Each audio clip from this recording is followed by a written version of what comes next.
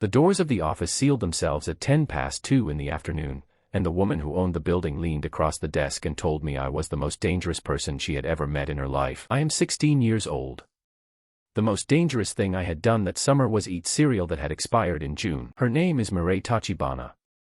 She runs Tachibana Holdings, which owns ports, hospitals, 3 television channels and, as I found out later that month, my school.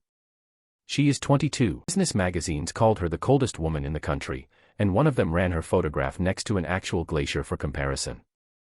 Right now the glacier was breathing hard through her nose and looking at me the way my cat looks at a moth. Her pupils had gone wide and dark. There was color high on her cheeks. Her hands were flat on the desk on either side of my knees, and one strand of hair had come loose over her ear, which somehow unsettled me worse than everything else in that room. She said, in a voice that came out very quiet and very steady, that she had waited her entire life for somebody like me. The worst part, the part one would like everybody to understand before we go any further, is that I did this. Not fate. Not a curse. Me, with my own mouth, on purpose, in the space of about 90 seconds. Let me take you back 2 days, so you can watch a teenager destroy his whole life while believing he is being extremely clever. My name is Haruto Sakai. I was 16 that summer, I had just finished my first year of high school, and I had exactly one ambition. I wanted to reach the top rank in a game called Ashfall before the season closed. That was it. That was the entire plan for my one wild and precious life. Get the rank, sleep until the sun was going down, eat food that arrives in a foil bag. My mother had other opinions. My mother is Imiko Sakai, she is 5 feet of nothing, and she has the emotional range of a bank teller right up until the moment she does not. 2 days before all of this she came into my room at 9 in the morning, which is essentially the middle of the night in teenager time, and she did not shout. She walked past me. She reached behind my desk. She pulled the power cable out of my computer, wound it around her hand like a woman tidying up after a small murder, and put it into her handbag. She said, "Haruto, you will find a summer job by Friday, or this cable goes in the river." I told her that was theft. She said it was her house, her electricity, and her cable.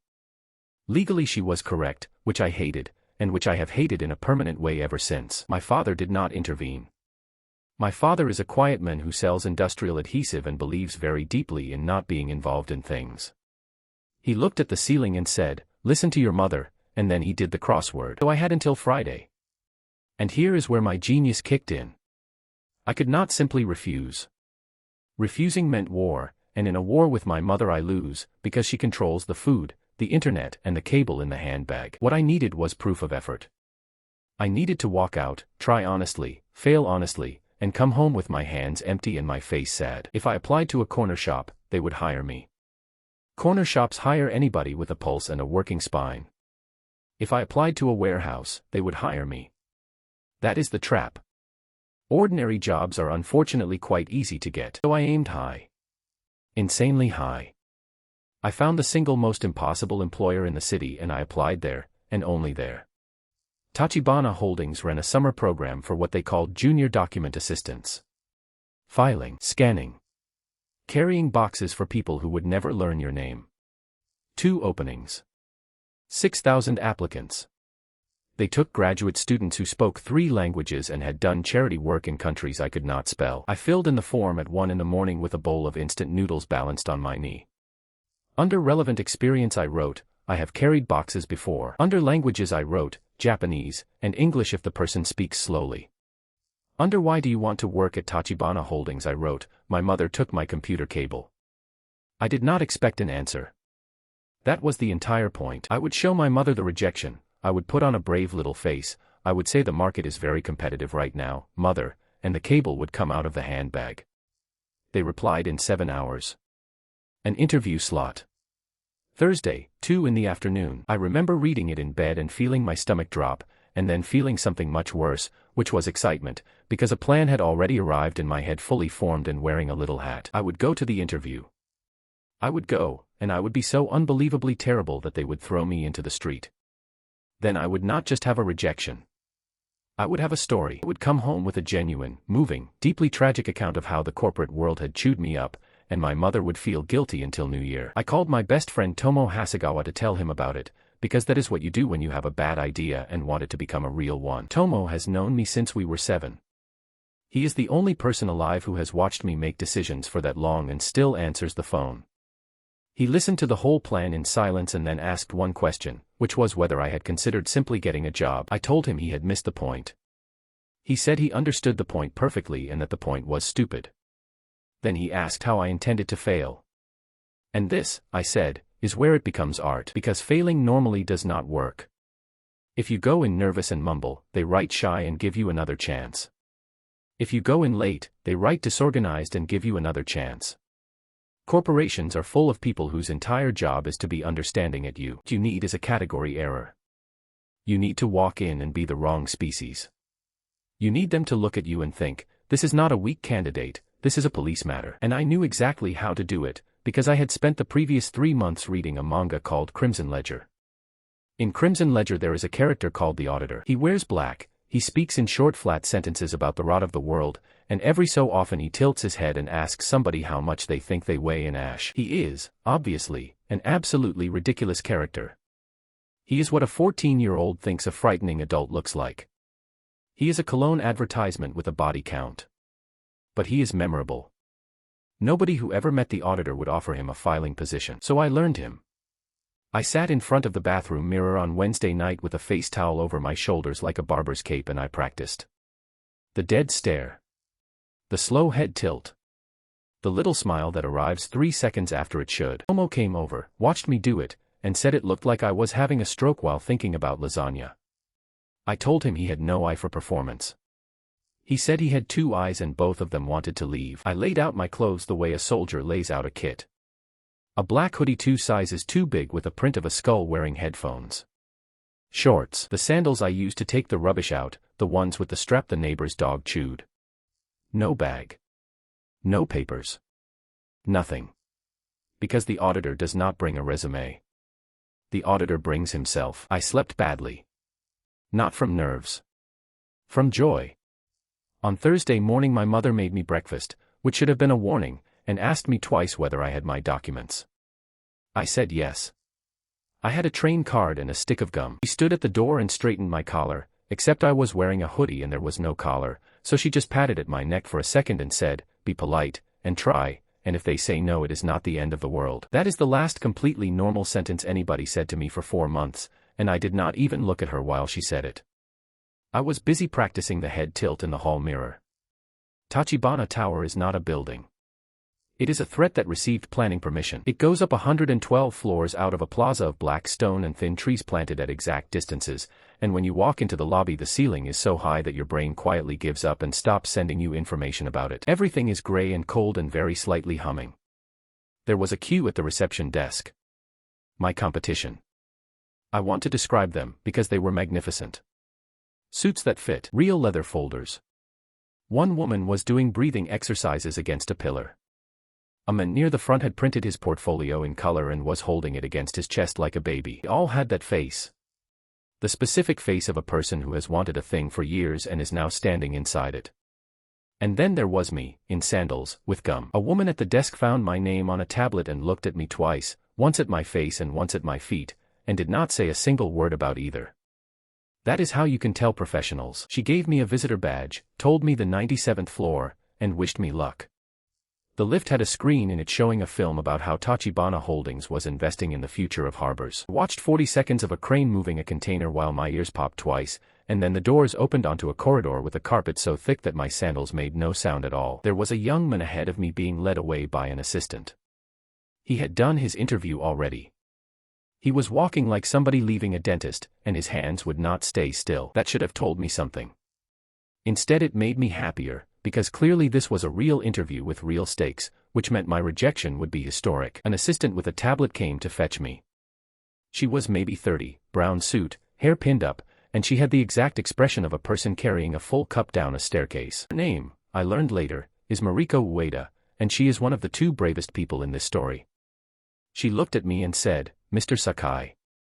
I said yeah. She said, follow me please, and then she said, quickly, without turning round, that the panel was running behind and that the chairwoman had decided to sit in on the afternoon block, and that if I could keep my answers short it would help everybody. I said, the chairwoman. Mariko said yes. I said, of the whole company. Mariko said yes, And there was something in the way she said it, a flatness, like somebody reading a weather warning to a person standing on a beach. And here is where an ordinary human being would have stopped. An ordinary human being hears that the chairwoman of a company with 40,000 employees is sitting in on the interview for a summer filing job, and that human being thinks, something is unusual here, perhaps I should behave. I thought, jackpot.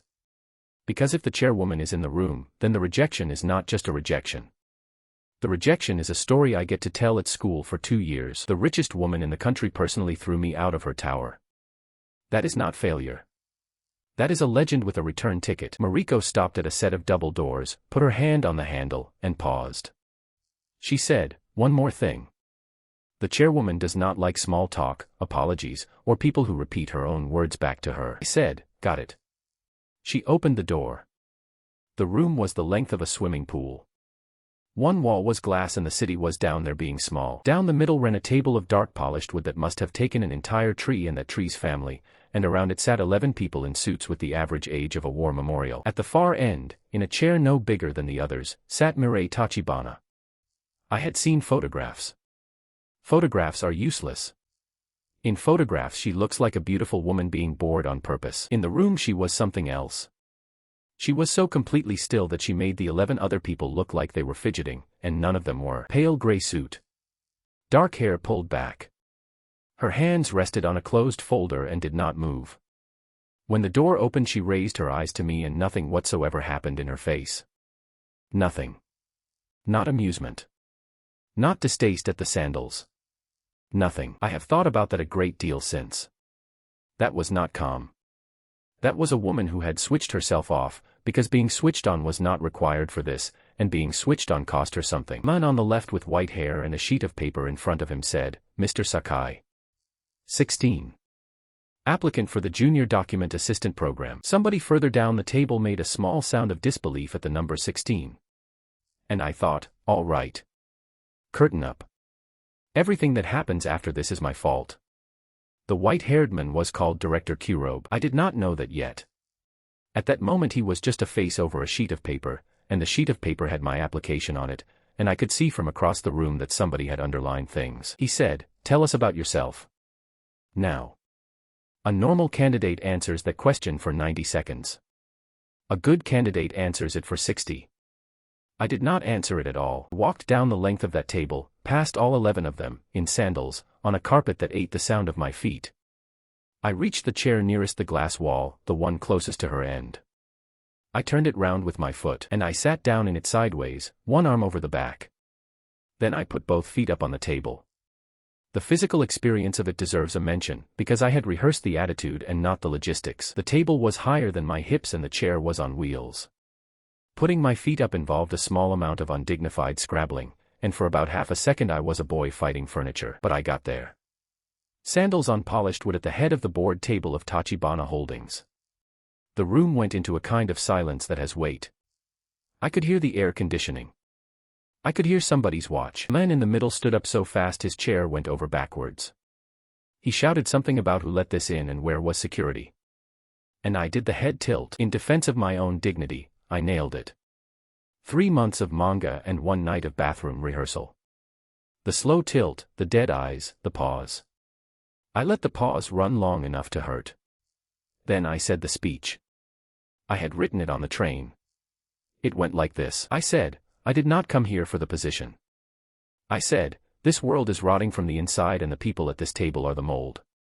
I said, I have no interest in your paperwork, or your quarterly targets, or your soft little handshakes. I am not here to be useful. I am here to watch this building rot, and if I get bored while I am waiting, perhaps I will help it along. I said, people are just material that has not been sorted yet. And then, because I was on a roll and could not stop myself, I added the auditor's actual line, and I looked directly at Director Kurobe while I said it. I asked him how much he thought he weighed in ash. That was it. That was the performance. I sat back in my sideways chair with my sandals on the table and I waited for the shouting, the security, the escort to the lift, the whole glorious catastrophe. Inside my head I was already writing the text to Tomo. 2 words. It worked. Nobody shouted. Director Kurobe had gone the color of raw pork and his mouth was moving, but no sound was arriving, and the reason no sound was arriving was that Mirei Tachibana had raised one finger off the folder, not a hand. 1 finger. About the distance of a coin off the surface of that folder. 11 people stopped existing. She stood up. She came down the side of the table without hurrying, and she stopped 3 steps away from me, and studied my face without any hurry at all. And she said, "Everybody out." Director Kurobe said, "Chairwoman, this boy has just threatened this board, we should call the..." She said, "Out." I have never seen a room empty like that. They did not argue. They did not gather their papers. A man in his 60s took the wrong folder and did not come back for the right one. Mariko was last, and Mariko looked at me on her way past with an expression I could not read then and can read perfectly now, and what it said was, "Oh no, oh no, oh no." Doors closed. Something in the frame clicked, twice, softly, and a green light on the panel went red. And I thought, all right, this is fine. She wants to shout at me privately so it does not go in the minutes. This is even better. This is a story with a private edition. Mirei Tachibana walked the last 3 steps. She did not tell me to take my feet off her table. She set one hand down on the wood beside my ankle, and the other on the back of my chair, which put her face about a foot from mine, and I stopped being able to hear the air conditioning. Up close she was younger than the photographs. That was the first thing. 22 is not old.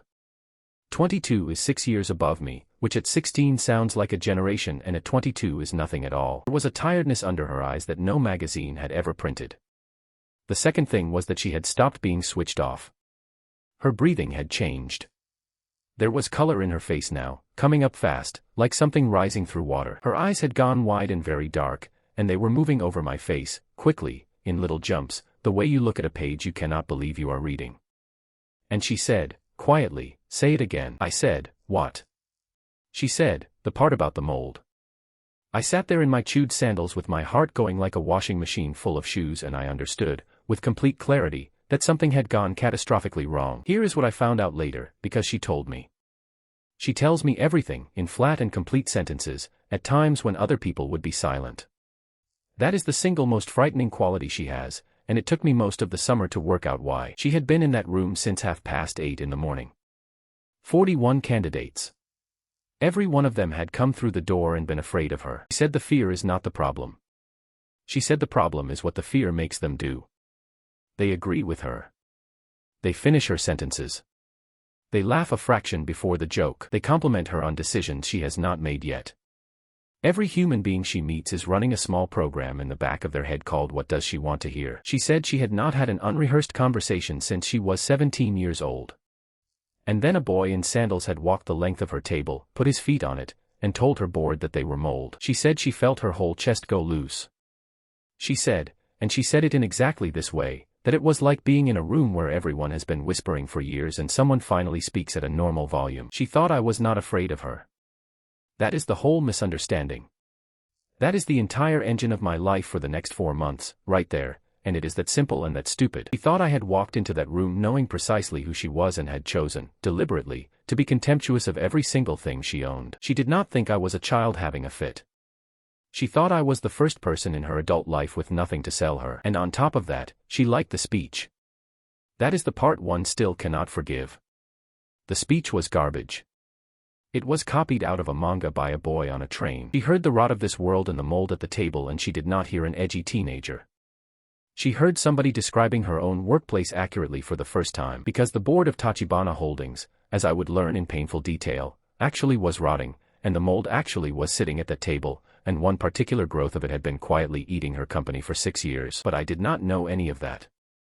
I knew that a beautiful, terrifying woman was 10 inches from my face, breathing like she had come up 2 flights of stairs, asking me to repeat the mold part.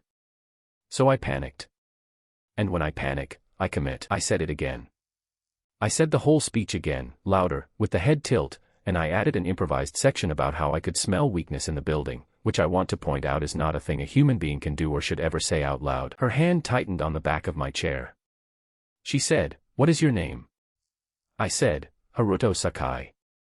She said, "How old are you?" I said, 16, and I said it in the auditor voice, which meant it came out as a threat, which is genuinely the funniest way I have ever said my own age. She said, 16, and she closed her eyes for about a second, and when she opened them she said, "That is inconvenient, and I want you to remember that word inconvenient, because for 4 months it was the only obstacle in the world she treated as real." Then she straightened up.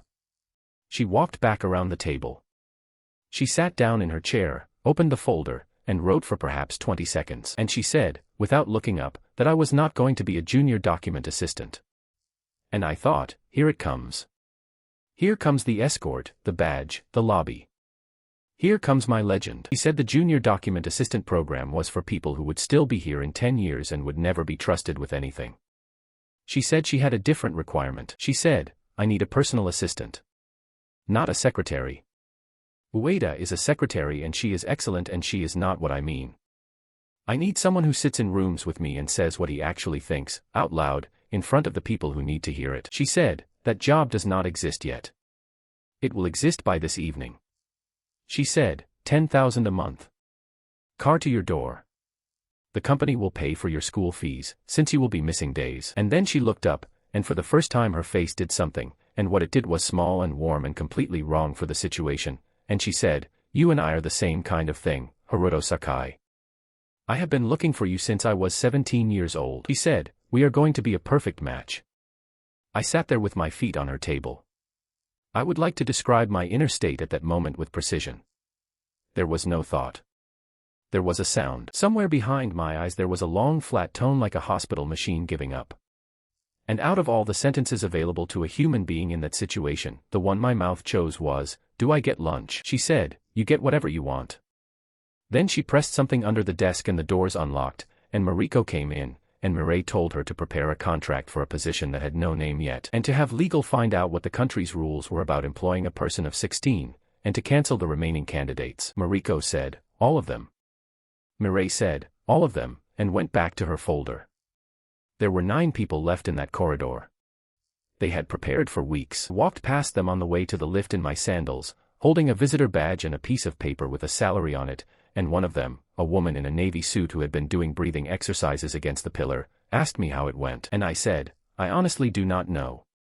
That is the only completely truthful thing I said that entire day. In the lift, alone, going down 97 floors with my ears popping, I looked at the number on the paper. 10,000 a month. I had been trying to get thrown out of a building. I had a job that did not exist, invented in 20 seconds, by a woman who thought I was a monster. There is one more part, because it would be easy to make myself the innocent one in all of this. I did not go back upstairs.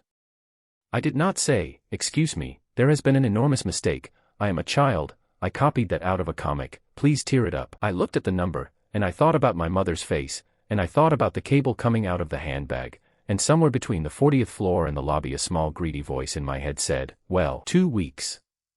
What is the worst that could happen in 2 weeks? I have had a long time to think about that question. I have an extremely detailed answer now. I got home at 5:20. My mother was slicing radishes. My father was in his chair with the crossword and a pencil behind his ear that he had been looking for all afternoon. I had spent the whole train ride building the sentence. I had 5 versions. In the end I used none of them, because my mother asked, without turning around, how it went, in that specific mother voice that has already decided the answer is badly and is preparing to be gentle about it. And I said, I got a job. The knife stopped. She said, at Tachibana. I said, yeah. She said, doing what? And I said, personal assistant to the chairwoman, which is a sentence that sounds like a lie coming out of a 16-year-old in chewed sandals, and she turned from the counter with the knife still in her hand and said, Haruto, and it was a warning. So I put the paper on the counter. My father got out of his chair. That should tell you everything about the size of the moment. My father does not get out of his chair for weather warnings. Read it twice. Then my mother read it a 3rd time, out loud, slowly, and when she reached the monthly figure she stopped and looked up at me and asked whether I understood that this was a month and not a year. I said yes. She said, what did you say in there? And this, right here, was my chance to get out of the whole thing. This was the exit. I could have said, I told a room full of directors that they were mold and asked the oldest one how much he weighed in ash, and she would have marched me back into that tower on Friday morning and made me apologize with my hair combed, and none of the rest of it would have happened. I said, I told them what I actually thought. Which was true. It was true the way saying I moved my hand is true when you have just pushed somebody off a roof. My mother put both hands on the counter and breathed out. And then, and I did not expect this at all, her eyes went shiny and she turned back to the radishes very fast and said something about how she always knew, in a voice that had a crack straight through the middle of it. Father put his hand on my shoulder and said one word, which was good, and that was the longest conversation we had that year. Then my mother opened her handbag, took out the cable, and handed it to me like a woman returning a hostage. I went upstairs and plugged in my computer and sat in the chair and did not play anything. I sat there and looked at the desktop for about 40 minutes and thought, in a slow spiral, about the way she had said perfect match. Tomo called at 9. He had received my text, which by then read simply, "Come over, bring nothing, I need to talk." He got there in 20 minutes with a bag of prawn crackers, because Tomo does not understand the word nothing. I told him everything. The table. The sandals. The speech. The ash line. The locked doors. The way she breathed. Tomo did not laugh. That was the moment I knew I was in trouble, because Tomo laughs at funerals. He ate one prawn cracker and said, "So she thinks you are a psychopath." I said, "Essentially." He said, "And you took the job?" I said, 10,000 a month. He said, "Haruto, people who think you are a psychopath do not give you money. They give you money if they want to use the psychopath. What does she want you to do?" And I gave him the answer I have gone back over many times since. I said, honestly, probably nothing.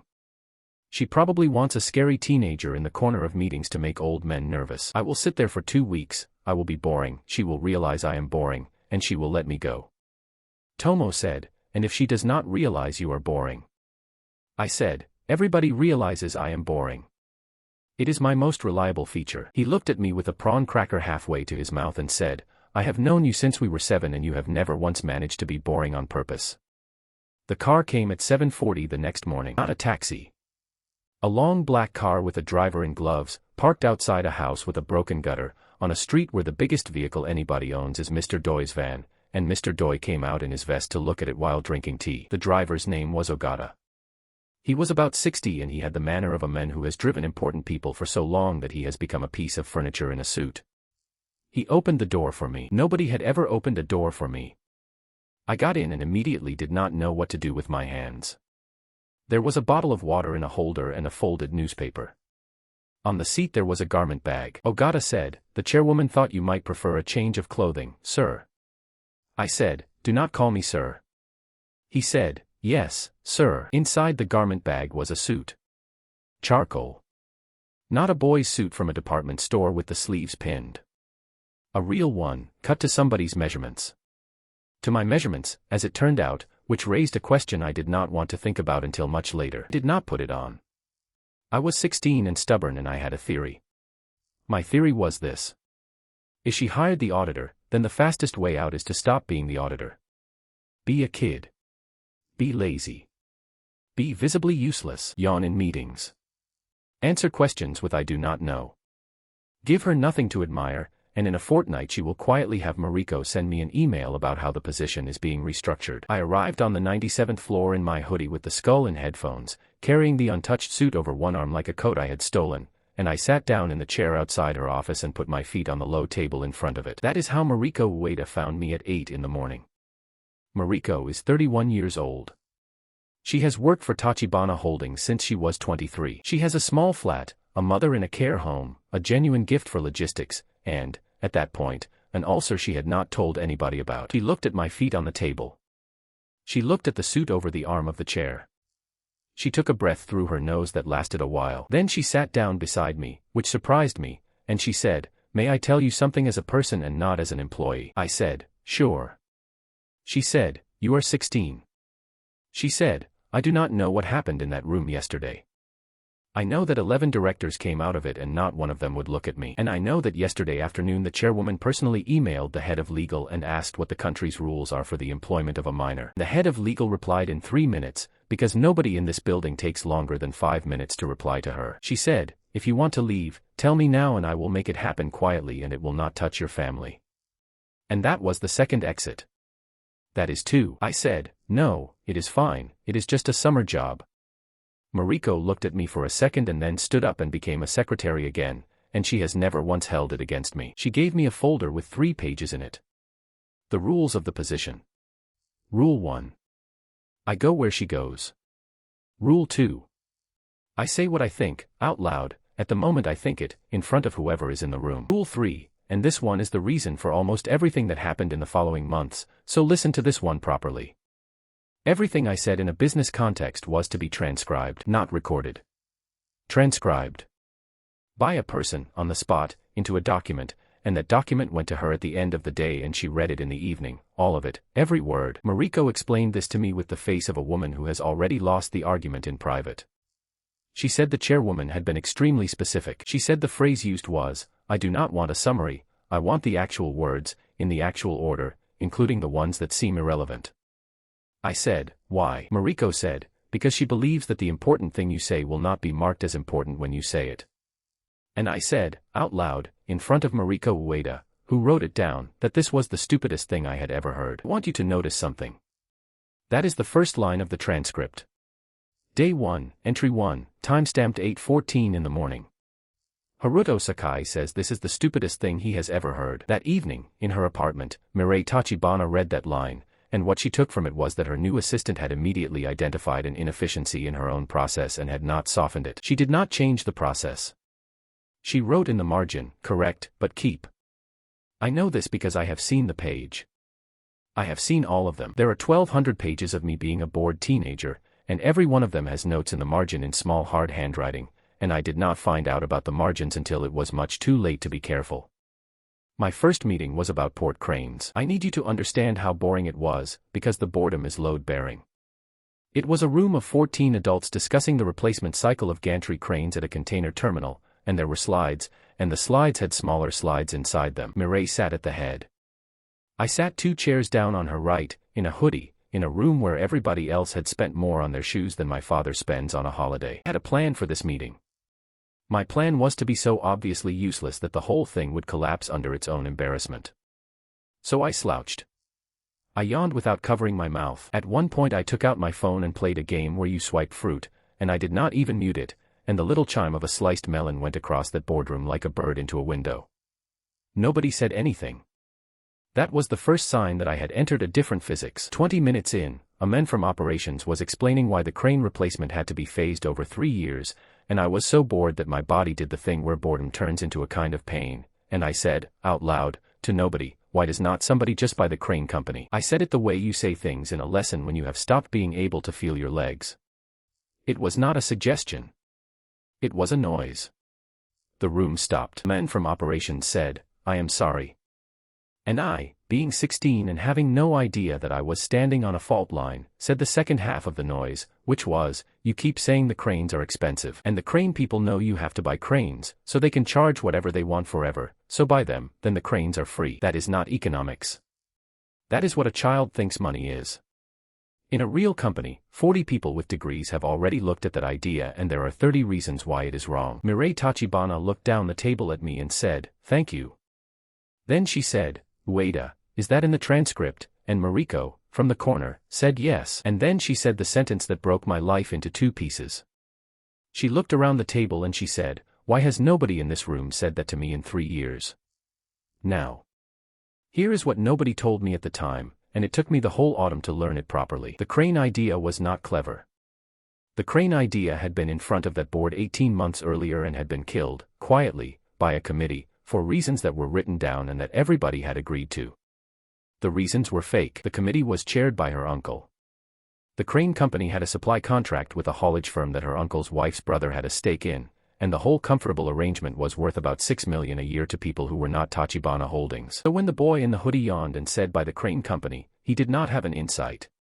He tripped over a wire in the dark and the whole minefield lit up. But from where she was sitting, at the head of that table, watching men who had spent 18 months making sure that idea stayed dead go gray in the face at the sound of it from a teenager, the story was very simple. The story was, he walked in on his first morning and found it in 20 minutes. I got home that night and my transcript had 109 lines in it, of which 4 were about cranes and the rest were me asking Mariko whether there was any food that was not tiny. The margin note on the crane page said, "He is not showing off. He does not know that he found anything. Verify Kuro." He was already 3 moves ahead of me on day 1, and I was playing a completely different game, on a completely different board, in another building. That is when I decided I needed to escalate.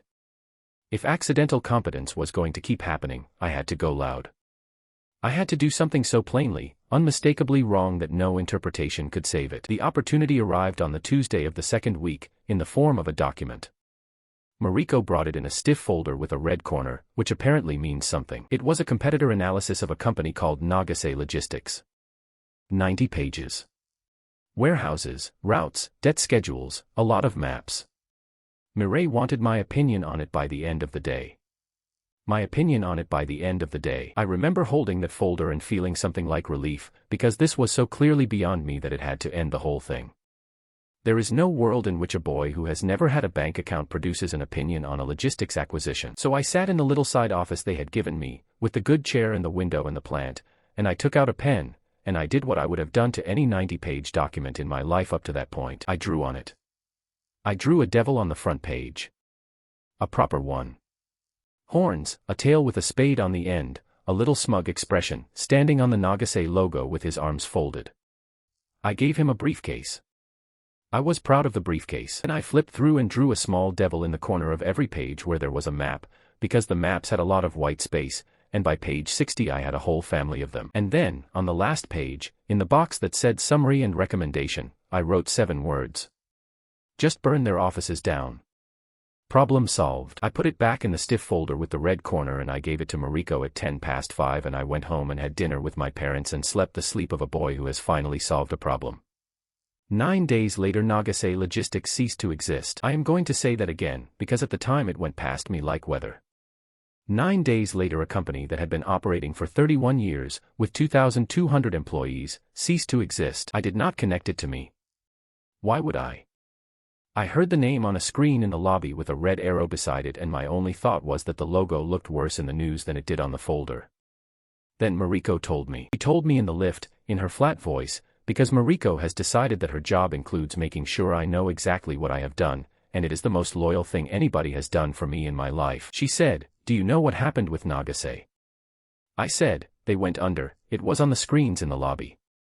She said, "They did not go under." She said the chairwoman spent 8 days quietly buying their transport debt through 3 different funds and then called it in on the same afternoon that a competitor announced better rates on their 2 biggest routes, which the chairwoman had arranged, at a loss, deliberately. She said, "It was the most aggressive thing this company has done in 6 years and it was decided in one evening." And I said, "Why?" And Mariko took a folded photocopy out of her jacket, because she had seen this conversation coming and had got ready for it, and she handed it to me. It was the last page of my report. My 7 words. Just burn their offices down. Problem solved. Underneath, in that small hard handwriting, Mirei had written her reading of it. She had written, "Correct. Analysis is a delaying tactic. Their structure only survives while both revenue routes and the debt are treated as separate problems. Attack simultaneously. Do not negotiate. He is right that there is nothing here worth acquiring, only removing." And under that she had written, "He understood in 1 day what the acquisition team has not understood in 5 months, and he was contemptuous enough not to write it politely." I stood in that lift holding a photocopy of my own joke, and the floor numbers went down, and something arrived in my chest that I had never felt before and have never entirely lost since. 2,200 people. Somewhere in this city, that Tuesday, a man came home and told his wife the company was gone. And a boy in a hoodie had drawn a devil with a briefcase. Did not cause it, and that needs saying carefully. I have thought about this a great deal and I have talked to Mirei about it since, at length. Nagase was going to be attacked anyway. The folder was on her desk before it was on mine. She had been circling it for months, but she did it in one evening instead of over 6 weeks, and she did it because of me, and both of those things are true at once, and you do not get to choose which one you carry. I went back up to the 97th floor and I walked into her office without knocking, which nobody does, and I said, "The Nagase thing." She looked up and her face did the small warm wrong thing it does, and she said, "Yes." I said, "Those 7 words were a joke. I need you to know that they were a joke." And she said, "I know." That stopped me completely. She said, "You have a habit of saying serious things in a joking register so that you have somewhere to stand if the room disagrees with you." She said, "I have watched people do that in this building for 6 years." She said, "The difference is that when they do it, the serious thing underneath is small and self-serving, and when you do it, it is not." She said, "Do not apologize for the register. I do not care about the register." And then she stood up and came round the desk and stopped a step away, and she said, quite gently, that if it was troubling me, she would like me to know that 600 of the Nagase staff had been offered positions inside her group before the announcement, that the offers had gone out on the Friday, and that she had done that on the Friday because she had assumed I would ask. She had assumed I would ask. She had run a takeover in 8 days, and inside it she had built a small kindness, in advance, because she thought that was what I would want, and she had not told me about it or asked for anything for it. I stood there in front of her and I felt the shape of the trap for the first time. Not the money. Not the car. This. Because you can walk away from a woman who frightens you. It is much harder to walk away from a woman who frightens you and is trying, in her own broken and enormous way, to be good at you. The hoodie campaign lasted 13 days and ended in the most humiliating way available. The theory was sound. A corporation is a machine that runs on looking correct. If I turned up every morning dressed like a boy going to a skate park, sooner or later somebody with authority would take her aside and say, "Chairwoman, this is affecting our image." Day 1, nobody said anything. Day 3, a man from investor relations looked at my chest for slightly too long. On day 6 I wore a shirt with a cartoon frog on it and a director from the property division asked me, in the lift, in an extremely careful voice, whether it was a brand. I said, "It is a frog." He said, "Yes," and nodded slowly, and got out 2 floors early. On day 9 I came out of the lift and the young man on the reception desk of the executive floor was wearing a hoodie under his suit jacket. On day 10 there were 3 of them. By the end of the second week the analysts on the 81st floor had a thing they were calling desk casual, which was, and I am not making this up, shirt with the top button open and a plain hooded sweatshirt in company gray, and somebody in internal communications wrote a paragraph about how the group was modernizing its culture. I had failed so thoroughly that I had accidentally started a fashion. And then, on the Monday of the 3rd week, the suits arrived, not sent. Made. A man called Ito came to the 97th floor with 2 assistants and a roll of cloth samples and measured me in the side office with the good chair, and when I said I did not want them he said, "Of course, sir," and kept measuring, in the manner of a professional who has been given money in advance by somebody frightening. 6 suits. 2 coats. Shirts. Shoes that had been made on a wooden model of my own feet, which is a sentence that still does something strange to me. I came out of that room and Mirei was standing at the window with her back to me, and I said, "I am not wearing those." She said, "I know." I said, "Then why?" And she said, "Because you will keep the hoodie, and in about a year you will want one day where nobody looks at you first, and on that day the suits will already exist and nobody will have to arrange anything." Then she turned round and added, in exactly the same flat tone, that the frog was not good, and that she had been thinking about it in a meeting on Thursday and had lost the thread of a conversation about ferry insurance because of it. That is the closest thing to a joke she made in the whole first month, and I did not recognize it as one until much later. I need to introduce Daichi Kurobe now, because he is about to make everything worse, and because he is the exact kind of person who makes a story like this move. Daichi is 20. He is the son of director Kurobe, the white-haired man from the interview, the one I had asked about Ash. He does not work at Tachibana Holdings in any meaningful sense. He has a title on the 39th floor involving the word strategy, an office with a games console in it, and a habit of arriving at 10:30 and taking a long lunch at 1. He drives a car that makes a noise on purpose. He has a group of 4 people who go where he goes and laugh where he needs them to.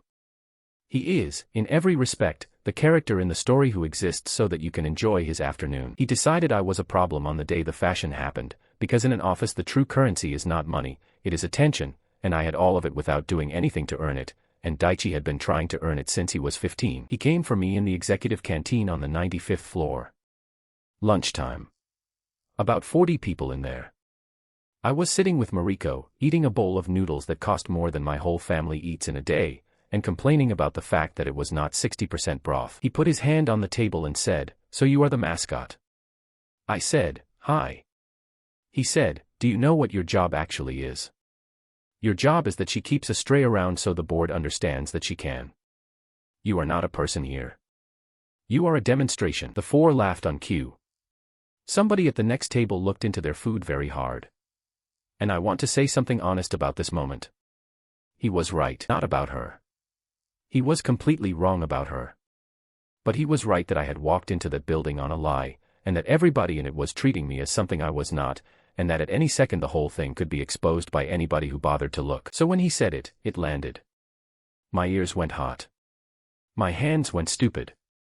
And a very old, very stubborn part of me, the part that has never in 16 years been able to take a hit in public and let it go, took over. I did not decide anything. That is the true version. People later described it as cold and deliberate, and it was neither. There was a utility knife on the table. Mariko had been opening a box of printer supplies with it before lunch, and she had left it beside the napkins, which is exactly the kind of small ordinary detail that decides how a story goes. I picked it up. I did not point it at him. I want that clear, because it matters legally and it matters to me. I picked it up and I clicked the blade out one notch, and I looked at it, and I turned it over in my fingers the way you turn a pen when you are not thinking. And I said, in the flattest voice I own, do you know how much blood is in a person? The canteen stopped. And I said, about 5 liters. Slightly more if you are tall. Slightly less by the end. Then I did the head tilt. Then I let the pause run. Then I said, I have wondered for a while whether that number is an average or a maximum. Nobody has been willing to help me find out. And I clicked the blade back in and put it down and went back to my noodles. Daichi Kurobe made a sound like a chair being dragged. Then he sat down on the floor. Not fainted, exactly. He sat down very suddenly with his back against the end of the table, and one of his 4 friends crouched next to him, and somebody else went to get water, and a woman from the legal department stood up and then did not know what to do with herself and sat down again. I would like to explain what was happening inside me while this occurred. I was thinking, in order, the following things. That did not go the way I meant. That was a manga line. That was literally a manga line, that is the auditor in volume 2, at a dinner party, and it was frightening in a drawing because he is 8 feet tall and has no eyes. Why is he on the floor? Why is nobody laughing? In the manga somebody laughs. Oh no. I have done a crime. Is that a crime? Please let that not be a crime. And then, underneath all of it, quiet and cold and absolutely real, one small terrible note of satisfaction, because he had humiliated me in front of 40 people and now he was sitting on the floor. I have never told anybody about that last part. I am telling you because if I leave it out, the rest of this is a story about an innocent boy, and I was not an innocent boy. I was a bored, proud, 16-year-old who found out that day that he had a lever and that the lever worked. Security took the knife. A woman from Human Resources took my statement. Mariko typed it all into the transcript, every word, because those were the rules, and her hands were shaking while she did it, and she did it anyway. And on the 97th floor, Mirei Tachibana watched the whole thing on a screen. The executive canteen has cameras. Everywhere in that building has cameras. She had the feed up on the wall of her office because she takes lunch at her desk, and she watched a 20-year-old shareholder's son walk over to a 16-year-old boy and try to break him in public, and she watched the boy pick up a knife and put the whole room on the floor with a sentence. She told me later exactly what she felt, in that flat complete way she has, and I am going to repeat it because it is the honest center of this whole business. She said, I felt safe. She said, do you understand how rare that is? She said, I have 400 people in this building whose job description includes my safety and not one of them makes me feel it. She said, they protect the asset. You did not protect an asset. Somebody insulted you and you made a room full of adults understand what that costs, and you did it with a $2 knife and a sentence, and you did not check with anybody first. And then she said the other part, the part that took the temperature out of me. She said, and you did not enjoy it. She said, I watched your face afterwards. You looked at the floor and you went white and you finished your noodles because you did not know what else to do with your hands. She said, you have the capability and no appetite. She said, that combination does not exist. I have been looking for it in adults since I was 17 years old and it does not exist. She said, we are a perfect match, Haruto. That is the second time in this story she said that sentence to me. It was not the last. Director Kurobe demanded my dismissal at the emergency meeting that Thursday. He demanded a police report. He demanded a psychiatric assessment. Mirei let him talk for 7 minutes without interrupting, which she does instead of shouting and which works considerably better, and then she said 3 things. She said, your son entered a canteen and threatened an employee of this company in front of 40 witnesses, and the transcript exists, and I have read it. She said, my assistant picked up a blade that was left on a table by accident and made a remark. The remark was in poor taste. He is 16. And she said, if you would like to make this a legal matter, Director, I am happy to make it a legal matter, and I would like you to consider very carefully which of us would prefer the disclosure. Kurobe sat down. And her uncle, at the far end of the table, wrote something in a small book and said nothing at all. I should have been watching him. Nobody was watching him. That was the point of him. The following week I stayed late, and that is when the story stopped being funny for a while. I did not stay late on purpose. Ogata had taken the car to a service appointment and the replacement driver was stuck on the ring road, and so at 10 past 10 in the evening I was still on the 97th floor, sitting in the corridor with my shoulders against the wall, playing a game on my phone with the sound off. The whole floor was dark except one strip of light under her door. I got up to see whether she had gone home and left it on. I looked through the glass panel beside the door, which is the sort of thing you do when you are 16 and nobody has ever told you not to. She was at the desk with the lamp on and her jacket over the back of the chair. In front of her there was a plastic tray with a convenience store rice ball on it, still in the wrapper, and a can of the cheap coffee they sell in machines in train stations. That is what the richest woman in the country was eating at 10 in the evening. A rice ball from the shop in the lobby and 100 yen coffee. And she was not eating it. She was reading, with her palms spread on the page, and every so often she would put her fingers against her eyes and hold them there and then go on. I knocked, because I did not know how to leave. She said come in without looking up, and then she looked up and something in her face changed by a very small amount, and she said, "You are still here." I said the car broke. She said, "I will have another 1 cent," and she reached for the phone, and I said, "No, it is fine," and then, because the room was quiet and the lamp was on and I had run out of auditor, I said, "Is that your dinner?" She looked at the tray as though somebody else had put it there. She said yes. I said, "You own the building." She said, "I own 11 buildings." I said, "So why is your dinner from a machine?" And Mirei Tachibana put down the page she was holding and gave me the single most honest answer I have ever received from an adult, which was, because deciding what to eat is a decision, and I have already made 200 decisions today, and that one is the only one nobody is watching. Then she said, "Sit down," and I sat down, and we had the first conversation of my life that I could not turn into a joke. I am going to compress it, because it took about 2 hours and it went in circles, and because some of it belongs to her. Her father died when she was 15. Her mother had died earlier, when she was small, and she does not talk about that at all, ever, and I have learned not to walk toward it. When her father died, Tachibana Holdings had a chairman-shaped hole in it and a girl of 15 with the shares. The shares were in a family trust, which meant the votes belonged to her and the decisions did not, and the decisions went to her father's younger brother, who was appointed as vice chairman and legal guardian in the same week. His name is Soma Tachibana. He is 53. He has a soft voice, reading glasses that he takes off when he wants you to feel important, and the manner of a man who has never once in his life raised his voice, because he has never once needed to. Did not lock her in a tower. What he did is worse and more ordinary. He educated her. From 15 to 19 she had 12 hours of instruction a day. Corporate law. Accounting. Mandarin. Negotiation with a coach who had trained hostage teams.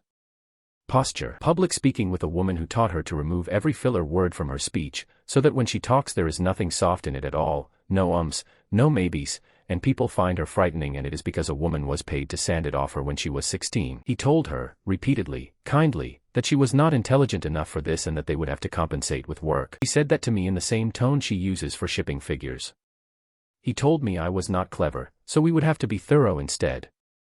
She was 19 when she found out her scores had been in the top 1% of the country the whole time and that he had known there was a boy, once, when she was 17. She said it in one sentence and then stopped, and I said nothing, and after a while she said the rest. He was the son of a supplier. He was nice to her for 5 months.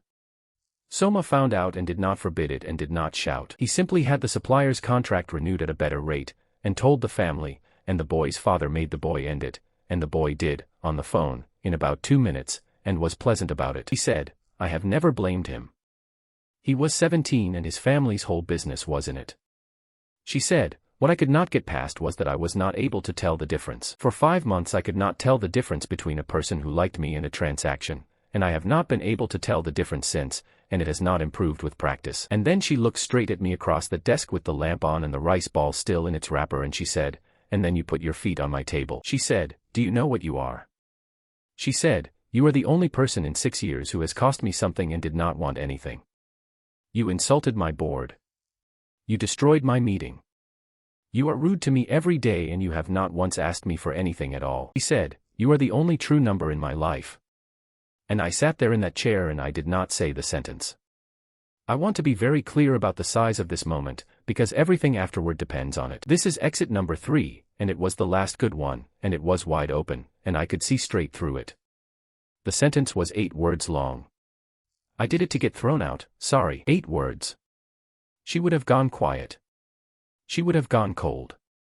She would have had Mariko process my termination in the morning, and she would have paid me for the month, because she is scrupulous about money in a way that is almost a disease. And I would have gone home and started school in September with a story nobody believed and a very expensive suit I never wore. Instead, I looked at a 22-year-old woman who had just told me she could not tell the difference between affection and a transaction, and I thought, if I tell her the truth right now, I will be the second one. That was the thought.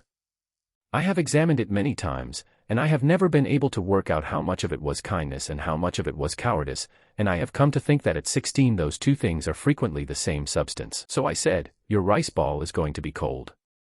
And she said, "It was cold when I bought it." And I said, "That is even worse," and she made a sound that was almost a laugh, one syllable, out through the nose, and then she looked surprised at herself. She sent me home in a car at midnight. My mother was awake in the kitchen and did not shout, which was worse than shouting, and I said sorry and went to bed and lay there and did not sleep, because I had understood something at last, and it was not a nice thing to understand.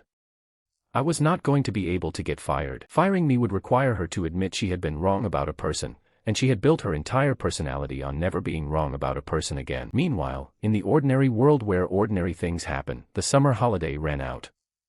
I had honestly forgotten about school. That is what that August did to me. I had a car and a salary and a manga villain persona and a woman with a trust fund telling me I was the only true number in her life, and somewhere underneath all of it was a boy who was supposed to be in the second year of high school on the 1st of September. I remember the exact feeling when I remembered. It was relief so pure it was almost sweet. School. Of course. School would save me. Compulsory education is a law. Even Tachibana Holdings has to obey the law. 6 hours a day, 5 days a week, and homework, and a uniform, and no phones. Whatever this job was, it could not survive contact with a timetable. I told her on a Wednesday. I was very careful. I said it in the car park, in the open air, with Ogata pretending to check the tires. I said, "School starts next week, so I can only do afternoons, and honestly maybe not even that, and probably it is easier if we just stop." Mirei Tachibana looked at me for about 3 seconds. Then she said, "That is fine." I said, "Really?" She said, "Of course. You are 16. Your education is not negotiable." I got in the car and I sat there and I felt the way you feel at the top of a hill on a bike. I actually took my phone out and texted Tomo the word free with 5 exclamation marks. The 1st of September was a Monday. I put on my school uniform for the first time in 9 weeks. It felt like a costume. I walked in through the gate with everybody else, and Tomo met me by the shoe lockers and said I looked like a man returning from a war he had lost. And then I saw the men. There were 4 of them.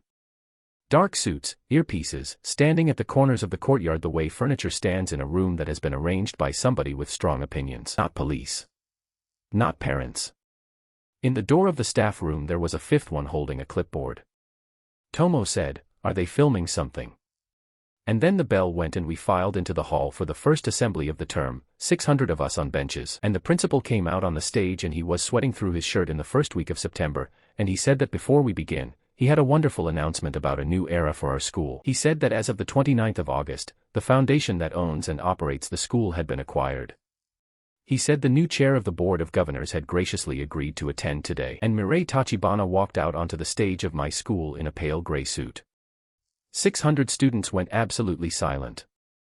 200 of them took their phones out, which is against the rules, and not one teacher moved. She stood at the microphone and she said that education was the foundation of everything, and that she looked forward to a productive relationship with the students and staff. And then, while 600 people watched, she looked out across the hall, and found me on a bench in the 4th row, and she smiled. Beside me, Tomo Hasegawa said, very quietly, out of the side of his mouth, in a voice I will hear for the rest of my life, "Oh, she is not going to let you go, is she? Let me tell you what it is like when a woman who loves you buys your school. Nothing bad happens. That is the thing nobody expects. Nothing bad happens at all, and it is unbearable." Roof got fixed in 15 days. It had been leaking into the 3rd-year corridor since before I started there.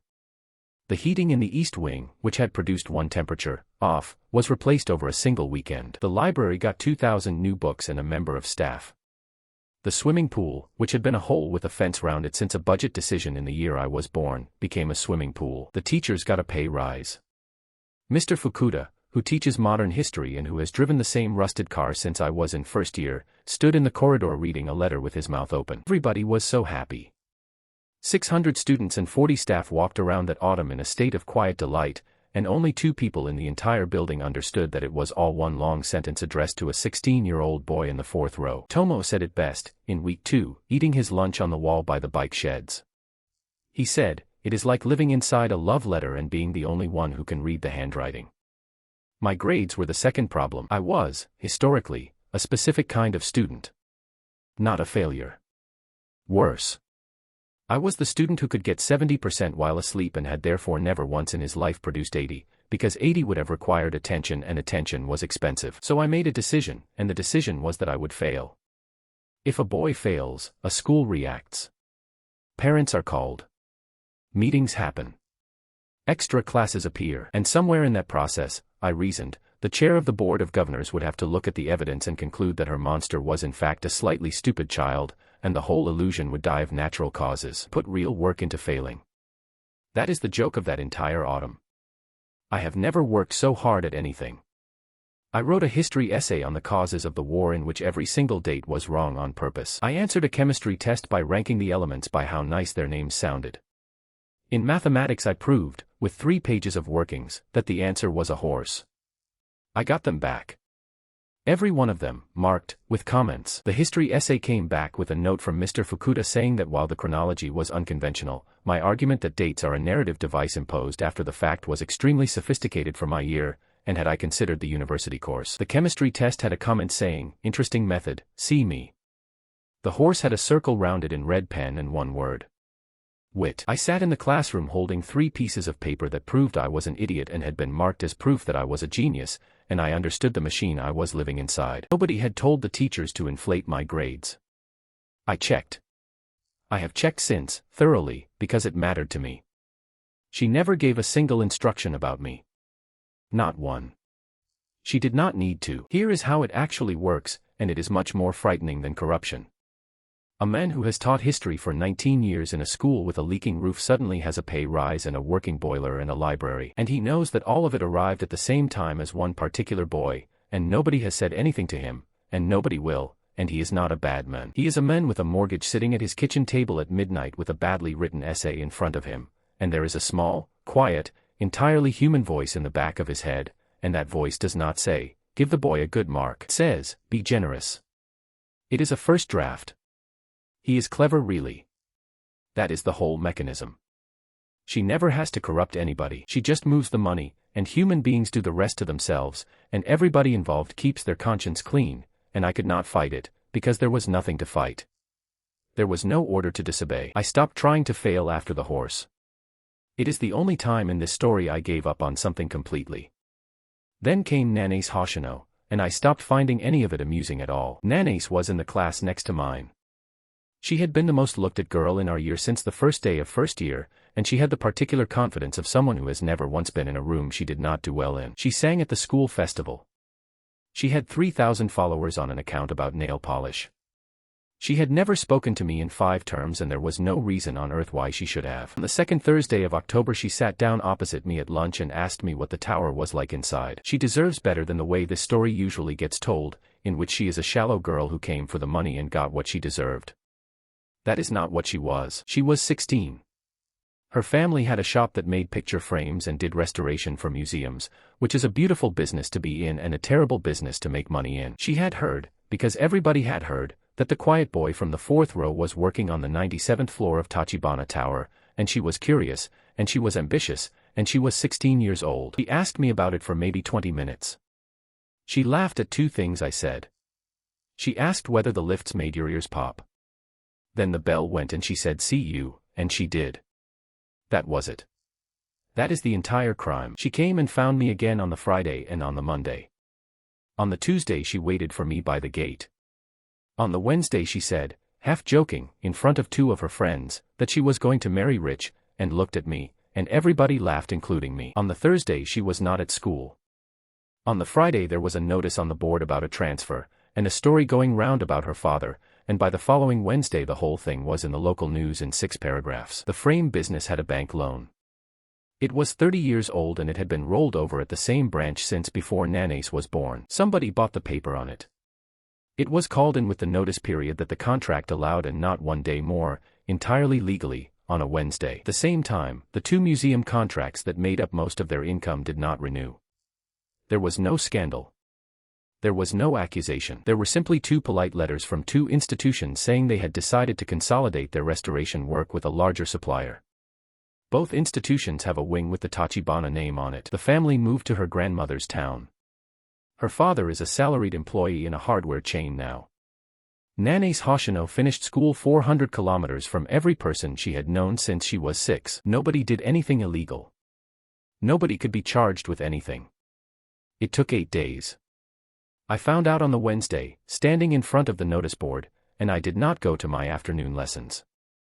I called the car. I went up to the 97th floor still in my school uniform with my bag on my shoulder, and I went past Mariko, who stood up and did not stop me and did something to her computer as I went by, which I learned much later was her switching off the transcript. Mirei was on a call with Frankfurt.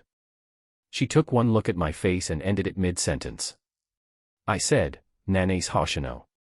She said, yes, and that is the thing about her, and it is the reason none of this was ever simple. She does not lie. She has never lied to me. Not once in the entire time I have known her. I said, her father lost his business. She said, her father's business was insolvent within 3 months regardless. I looked. I did not create the loan. I said, you called it in. She said, yes. I said, why? And she said, because on Wednesday the 15th of October she told you she intended to marry into money while looking at you, and everybody at the table laughed, and you laughed too. She said it exactly like that. Date, sentence, my reaction. She had it the way you have a fact. I said, she was joking. Mirei said, I know she was joking. I said, then and she said, and in 2 years she would not have been. She came round the desk. She was not angry. I need you to understand that, because it would be much easier if she had been angry. She spoke to me the way a doctor explains a result. She said, I have watched this happen from the other side for 6 years. First they are curious. Then they are friendly.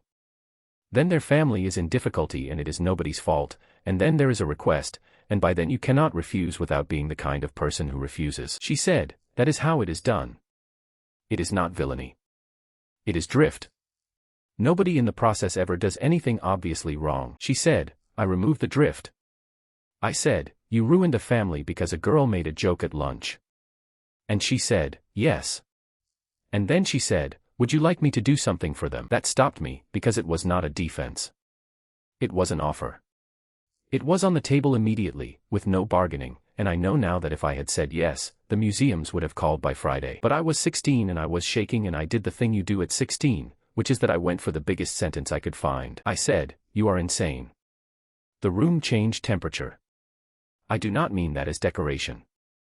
Something went out of her face, the way a light goes off in a window on a street. She said, say that again. And every self-preserving instinct in my body told me to stop, and I did not stop, because I had been carrying this since August. I said, this is not normal. You know it is not normal. Normal people do not buy a school because a boy has to attend one. Normal people do not destroy a picture frame shop over a lunchtime joke. You are not protecting me. There is nothing to protect me from. I am 16 and my biggest problem in June was a video game. And she said, quietly, then why are you here? I said, what? She said, if I am insane, and if none of this is normal, then why did you come up here in your uniform, in the middle of a school day, to say it to my face? She said, nobody in this building tells me anything. You came 7 kilometers to shout at me. He said, you keep telling me what you are not. You have never once explained why you are still here. And I did not have an answer. That is the honest end of that fight. I stood in that office in my school shoes and I opened my mouth and there was no answer in it, and after a while I picked up my bag and walked out, and Mariko did not look up, and I went down 97 floors in a lift with a film in it about harbors. I got home and my mother was in the kitchen with the good tea out and her second best jacket on, and there was a woman sitting at our table. Mirei Tachibana had arrived at my house 20 minutes before I did. She had brought melons. I want to lead with that because it tells you everything about the level of preparation involved. 2 melons in a wooden presentation box, the kind that cost as much as a bicycle and that adults in this country treat as a form of diplomacy. She had also brought a bottle of the specific brand of plum wine my mother's mother used to make at home, which is not sold in shops in this city and which my mother had mentioned exactly once on a television interview about the company's charitable foundation that she was not even in, because Mariko had done the research and found a photograph from a family event 10 years ago with a bottle on the table. Found that out later. At the time all I knew was that my mother was on her second cup of tea and calling her Miss Tachibana with the intonation you use for a doctor. Mirei stood up when I came in. In our kitchen, with the fridge that hums and the calendar from the dentist on the wall, she stood up for me, in front of my parents, and said, "Haruto," and my mother's eyebrows moved by a millimeter. Then she sat down and, over the next 50 minutes, she took my family apart with her bare hands. She did not flatter them. That is what I keep telling people who imagine this scene wrong. There was no flattery, no gifts beyond the melons, no talk of money at all. She asked my father about adhesive. She asked him about the industrial market, about which resins were losing share, about whether the shift to water-based systems was real or a compliance story. My father, who has not been asked a question about his work by another human being since the year I was born, talked for 19 minutes. He got out a sample from the hall cupboard. He explained bond failure at low temperatures. At one point he laughed at something she said, and I do not think I had heard that sound in the daytime before. He asked my mother about the neighborhood association and the dispute over the drainage on the west side of the street, which my mother has been fighting for 2 years. And she listened to all of it and then said one sentence about how the local authorities' own regulations required them to publish a maintenance schedule, and my mother went very still and then wrote it down on the back of an envelope. And then she talked about me. She said that I was rude and that I did not apologize for it. She said that in a room of adults who were managing each other, I said the plain thing and let it land. She said that a great many people in her building are afraid, and that fear makes people lie in small ways all day long, and that she had not seen me do it once. My mother said, "We did not raise him to be rude." And Mirei said, "No. You raised him to be honest, and rudeness is what honesty looks like from below." I watched my mother receive that sentence. I watched it go in. 12 years of parents' evenings and reports saying does not apply himself and disruptive in class, and a woman on a television screen had just turned all of it into a virtue in one line, in our kitchen, with the melons on the counter. Then she gave them the tickets. It was done so smoothly that I did not see the moment it happened. There was an envelope on the table and then my father was holding it and my mother was asking what it was and Mirei was already talking about something else. A cruise. 6 months. The whole thing, everything included, a suite on a ship that goes down one coast and across and up another, leaving in 13 days. My mother refused. I want that written down. My mother refused, immediately and properly, and she kept refusing for about 10 minutes, and the refusal was completely sincere. And Mirei sat there and dismantled it with the calm of a woman doing a job she has done 1,000 times. She said it was not a gift, it was a company retention arrangement, and that senior staff at Tachibana Holdings received these and that the value was fully declared and taxed. She said my father's employer had already been contacted about a sabbatical and had agreed. She said if my mother preferred, the equivalent value could be paid as salary, but that in her experience families never spend it on themselves. And then she found the seam. Every person has one and she finds it in about 3 minutes. She looked at my mother and said, "Your husband has worked for 31 years without a period of leave longer than 9 days. She said, in 10 years he will retire, and my experience of retirement in men of his profile is not encouraging." And my mother, who has been worrying about exactly that in the dark for years and has never once said it out loud, laid her hand down on the table and stopped arguing. They left on the 4th of November. I saw them off. My mother cried at the gate and told me the meals were labeled in the freezer and asked me 5 times whether I was sure. My father shook my hand, which he has done twice in my life, and then, at the last second, said, "Do not let them make you into something. He is a quiet man. He is not a stupid one." 2 days later Mirei moved in. There was no announcement. I came back from school and there was a second toothbrush and 7 boxes in the hall and Ogata carrying a lamp up my stairs. She was in the kitchen, in a plain sweater, with her hair down, which I had never seen, doing something to a chicken. I said, "What is this?" She said, "Your parents asked me to look in on you." I said, "They asked you to look in?" She said, "Your mother's exact words were, 'Please make sure he eats something that is not from a packet.'" I said, "That is not the same as living here." And Mirei Tachibana looked up from the chicken and said, "No," and went on with what she was doing, and that was the entire negotiation. I want to describe the 5 weeks that followed, because if you are expecting a horror film you are going to be disappointed, and the disappointment is the point. It was the best 5 weeks of my life up to then. That is the problem. That is the whole problem. She is not clumsy. Everybody assumes the rich woman in this kind of story burns the rice and cannot work the washing machine, and I understand why, because that version is comfortable. She was better at my house than I was. She was better at it than my mother, and my mother is very good. She had flown a chef in for 2 weekends in September, before any of this, before there was a reason. She had learned 6 dishes properly, in a kitchen the size of ours, with the exact equipment we own, and she had chosen the 6 by reading 1,200 pages of transcript for every occasion I had mentioned food. That is why there was ginger pork on the first Tuesday. On the 11th of August I had told Mariko, while complaining about a bowl of noodles that cost $40, that the best thing my mother makes is ginger pork and that nobody rich has ever eaten anything as good. The margin note on that page says, "Learn this one first." She ran the house like she ran the group. The bills went onto an automatic system in the first week. The gutter that had been broken since the year before was repaired by a man who arrived before 8 in the morning. She reorganized the freezer and left my mother's labels exactly where they were, which I noticed, and which I have never mentioned to her. And she talked. That is the thing about her that no photograph will ever show you. She has no interior wall. Everything she feels, she says, in complete flat sentences, at full volume, at any moment, and it is the single most disarming quality a human being can have. She would put a plate down and say, "I enjoyed today, you were unpleasant to the men from the ferry company at 10:30 and I have thought about it twice since." She would say, "I do not like it when you close your door. I understand that you are entitled to close your door, I want you to know that I do not like it." And once, over the rice, she said, "I am aware that this arrangement is not normal, and I have decided not to examine it, because when I examine things I find reasons to stop, and I do not want to stop." Try defending yourself against that. Manipulation you can fight. You cannot fight a person who tells you the truth about their own condition and then passes you the rice. And on the 17th night, she lost at a video game, and everything got much worse. It was a Saturday. She had come home at 9:30, which for her is the middle of the afternoon, and she stood in the doorway of my room while I was playing Ashfall, and she watched for about 10 minutes without saying anything. Then she said, "Explain it." So I explained it. 2 teams, 5 characters each, a map, objectives, ranks.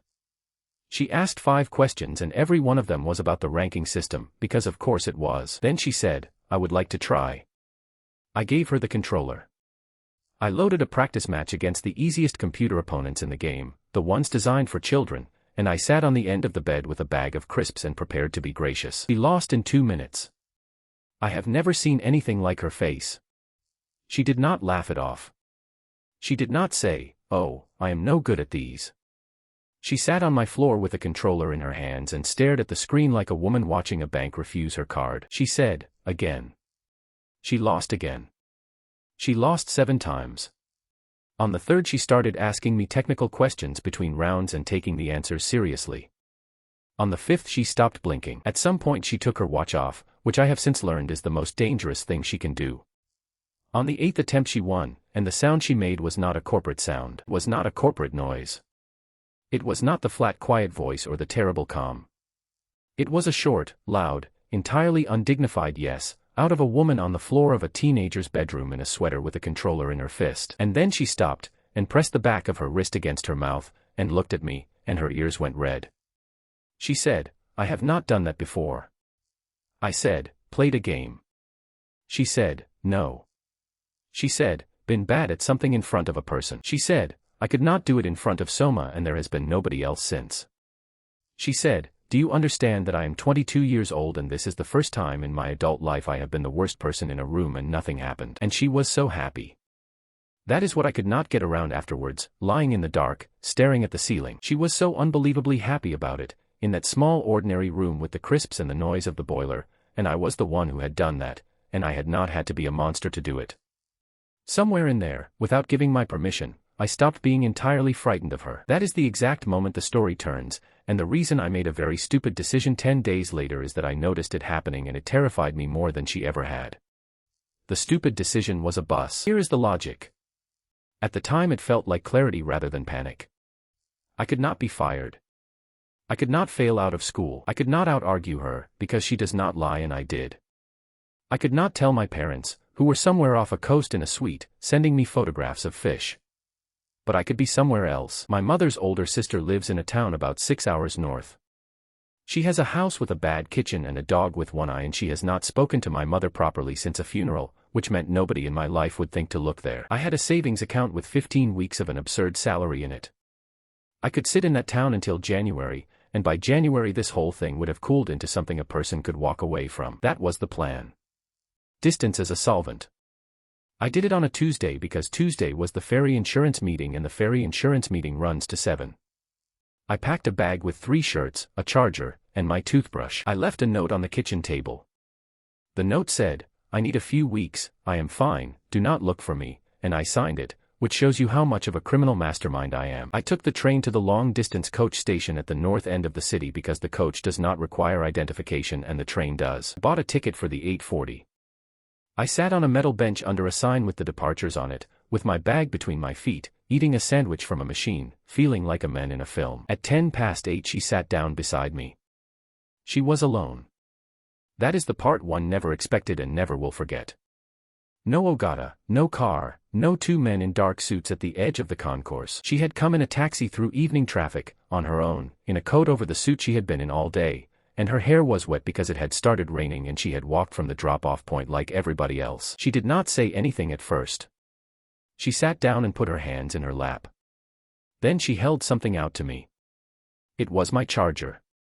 Not the phone charger. The other one, the one for the handheld console, which I had left plugged in behind the sofa, which is where I always leave it, and which I would have discovered was missing at about midnight in a town 6 hours north with no way to buy another one for a week. She said, "You always forget that one."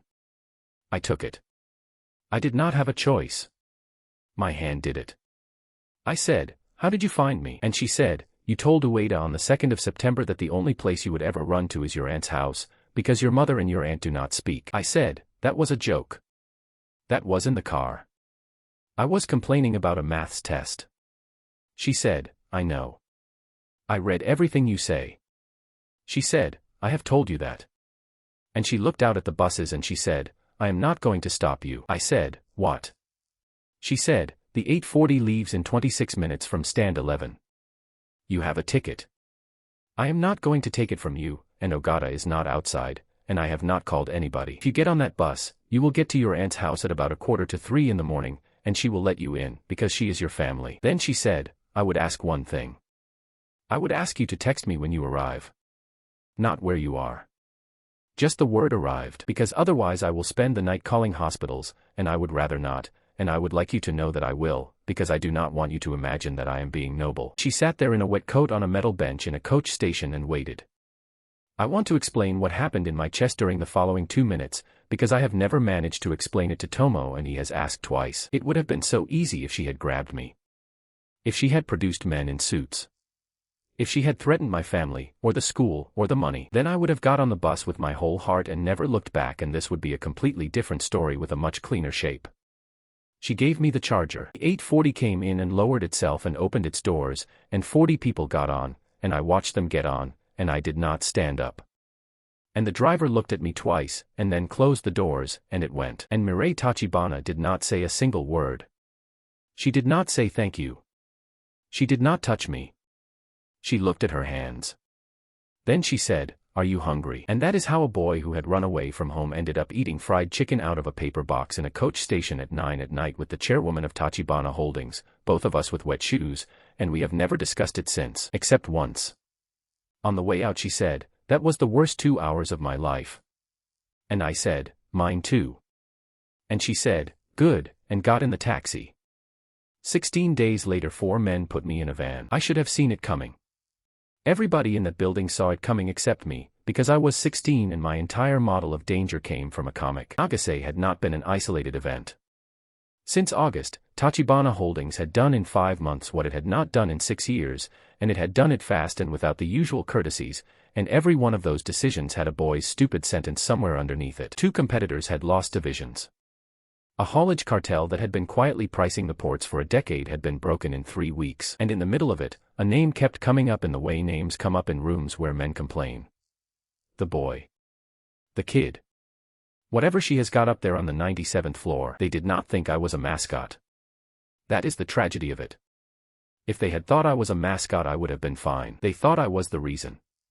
They thought a company that had been sleepy for 6 years had suddenly grown teeth, and that the teeth had a 16-year-old face, and that the chairwoman was, in some manner they did not understand, dependent on it. And there is a very old and very stupid rule in that world, which is that when a powerful person has one thing they cannot replace, you do not attack the person. You take the thing. It happened on a Thursday, 400 meters from the school gate, at 4:20 in the afternoon. I had stayed behind to help Tomo carry equipment for the culture festival, which is the most ordinary sentence in this entire story. I was walking to the corner where Ogata waits, because the car is not allowed to park closer, and a white van came up beside me and the side door was already open. There were 3 of them in the back and a 4th one driving. One of them was very fast. There was a hand on my collar and my bag went into the road and I went into the van and the door shut, and the whole thing took, I would estimate, under 4 seconds. And I would now like to describe the single most embarrassing thing about me as a human being. I thought it was a prank. I genuinely, completely, for 20 minutes, thought that Tomo Hasegawa had organized this as a joke about my job, because he had spent 3 months making jokes about my job, because 2 weeks earlier he had said, in the canteen, that at this rate somebody was going to kidnap me for the ransom. So while 3 grown criminals held a boy face down on the floor of a moving van, that boy was saying, muffled, into the carpet, "All right, very funny, is there a camera, is Tomo in the front?" One of them said, "What?" I said, "Is Tomo driving?" And there was a silence in that van of a very particular flavor, which I have thought about many times since, and which I now understand was 4 professional men experiencing, simultaneously, the sensation of not being in control of a situation that they had planned for 3 weeks. They took me to a workshop on the industrial road out past the water treatment plant. Concrete, a roller door, an oil stain, a stack of pallets, 1 plastic chair. They put me in the chair and tied my wrists behind it with blue nylon rope. And I still thought it was a prank. That is the thing. It took a long time for reality to arrive, and while I was waiting for it, my mouth kept going. I looked at the rope and I said, "That is not going to hold." Big one, the one with the sideburns, said, "What?" I said, "You have tied it round the back of the chair. The chair is plastic. If I lean forward and stand up, the whole chair comes with me, and then I have a chair, and you have a boy holding a chair." Sideburns looked at the chair. Then he looked at his colleague. Then they had a whispered conversation and moved me to a metal frame by the wall and tied me to that instead. I said, "Better. Still too loose at the top. You have made 2 loops where you want 3. Whoever taught you this taught you on a bag." The polite one, who was called something I never learned and who I thought of as tracksuit, said, "Please stop talking." I said, "And none of you are wearing masks." That landed. I watched it land on all 4 faces at once. I said, "I am 16, I have seen all of your faces for 20 minutes, I could describe the one with the sideburns to a police artist right now and they would find him by Sunday. So either you were always going to kill me, in which case the rope does not matter, or you are amateurs. And you are worried about the rope, so." Nobody said anything. I said, "So you are amateurs." I want to be extremely clear that this was not courage. Courage is when you know what is happening. This was a boy who believed he was in a comedy sketch and who had spent 5 months being praised by adults every single time he said something unpleasant, and who had, somewhere in that time, entirely lost the ability to be afraid of a room in the correct order. Their boss came in at about 7. His name is Yano. He is a wide man in his 50s with a scar through one eyebrow and the extremely calm manner of somebody who has done this often enough that it is a job. He looked at me and he looked at his 4 men, who were standing around not doing anything, and he asked why the boy was talking. Sideburns said, "He will not stop." Yano pulled up a crate and sat down in front of me and said, "Do you know who I work for?" And I said, "No, but I know who you do not work for, because if you worked for a real company you would have done this 3 kilometers earlier where the cameras end, and you would have taken the phone out of my pocket, which is still in my pocket, and which is on." Yano looked at his men. The phone was, in fact, in my pocket. Sideburns had missed it because he had been holding my neck with one hand and closing the door with the other. Had been in there the whole time, on, with 7% of a battery. Yano took it out of my pocket himself. He held it up so his 4 employees could see it. Then he threw it against the wall, and did not say anything to them, which was much worse than shouting, and I recognized the technique immediately, because I had watched a 22-year-old woman do the exact same thing to a boardroom in September. Then he turned back to me and said, "What else?" And I said, "Honestly, at this point, do you want the whole list?" The next 2 hours are the part of this story that people ask me to tell at parties, and I have stopped telling it, because everybody laughs in the wrong places. Yano wanted a video. That was the whole operation. A short clip of the boy tied to a frame, saying his name and the date, to be sent to one number, with a set of demands attached that were not about money. The demands were about the ports, specifically about a bid that was closing at the end of January, and about a vote at a meeting in the same month, and I did not understand any of it at the time, and I understand all of it now, and the understanding is the reason this story has an ending. He set his phone on a pallet and said, "Look at the camera and say your name." And I said, "No." Not bravely. Flatly, because I had by then arrived at the correct emotional state, which was not courage and not terror but a sort of enormous irritation, the feeling you get when a bus is late and it is raining and you have decided to be angry rather than wet. Yano said, "You will say your name." I said, "I will say my name if you fix the shot." There was a pause. "You could have parked the van in." I said, "Look at where you have put the camera. It is below me. You have got the roller door behind me with the daylight on it, so I am going to come out as a shape. Nobody is going to be frightened by a shape. And the top of the frame is cutting off the rope, which is the only interesting thing in the picture." Sideburns said, "He is right about the light." Yano turned his head very slowly and looked at Sideburns, and Sideburns became extremely interested in the floor. They moved the camera. I need you to sit with that for a second. They moved the camera. For men who kidnapped a child spent 10 minutes taking direction from him on the composition of the ransom video, and one of them held a piece of white cardboard up on the left to bounce the light, because I said the shadow under my eyes made it look unprofessional. He did the video. I said my name and the date. And then Yano asked me to say that I was frightened and that I wanted to go home, and that is the moment my mouth ran out of the boy and produced somebody else, because what I actually said, on camera, to a number that turned out to be Mirei Tachibana's private line, was, "They have tied me to a frame with a soft rope and none of them are wearing masks and there are 4 of them and a man called Yano, and the one with the sideburns is left-handed, and I would like you to know that the coffee here is instant." Yano stopped the recording. Found out afterwards that this is the only reason anybody found that building. The video went to her private line at 4 minutes past 10. Her security had a file open on a man called Yano by 20 past, because a name said out loud is a name, and the file had 3 addresses in it, and a car went to all 3, and the second one had a white van outside it with the engine still warm. I did not do that on purpose either. I have never once in this entire story done the useful thing on purpose. He stood there and looked at the phone and then at me. I watched a professional criminal in his 50s do the arithmetic of his own week and arrive at a number he did not like. He said, "You are not right."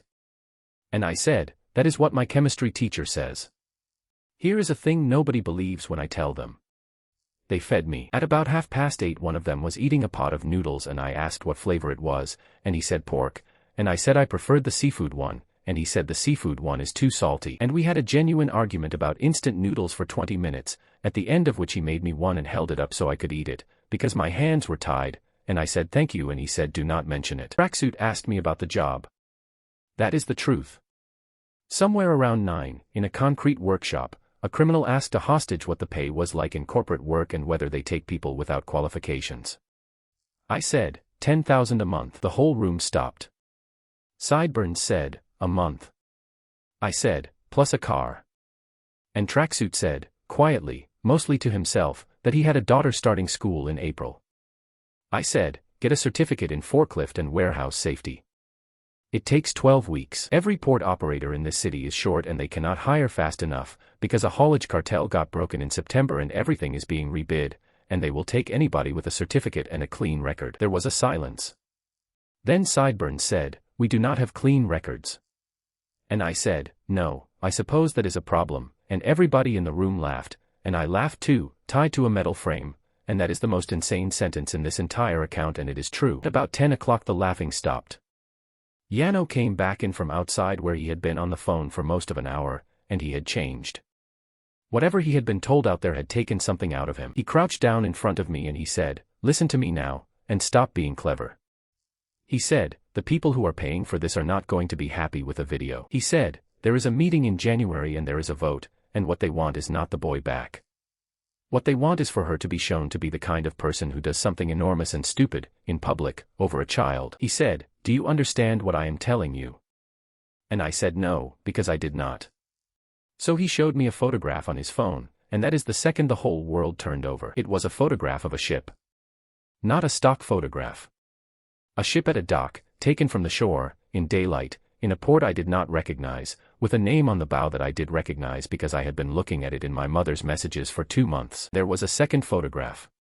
My mother and my father on a gangway, in hats, with the ordinary happy stupid look of people who have never in their lives been photographed by a stranger.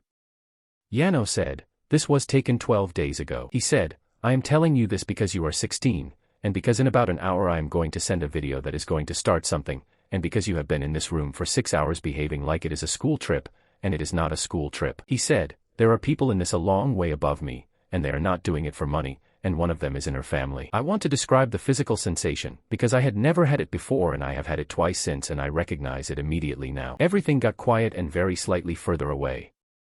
My hands went cold from the fingers inward. And a series of extremely simple facts arranged themselves in a line in my head, in order, like a receipt printing. My mother and father were on a boat. Somebody had photographed them on a boat. That photograph existed for one reason. Every single funny thing I had said in that room for 6 hours had been said by a boy who believed, underneath everything, that nothing genuinely bad could reach the people he came from. I stopped talking. I did not say another word for 40 minutes. Tracksuit noticed and asked me twice whether I was all right and I could not answer him. At 11:20, the power to the building went off. The roller door came up about 15 seconds later, on the manual chain, hauled up from the outside, and the headlights of 2 cars came into that workshop and turned everything into shadows on the back wall. I have been asked many times what she looked like. Here is the whole truth. She was wearing the pale gray suit from that morning. Her hair had come out of the pin on one side. There was blood along the outside edge of her left hand, and it was not hers, and I found out later that a man had been standing at a side door and had made the mistake of putting a hand out to stop her going through it. She did not have an army. There were 5 of her people and they stayed at the door.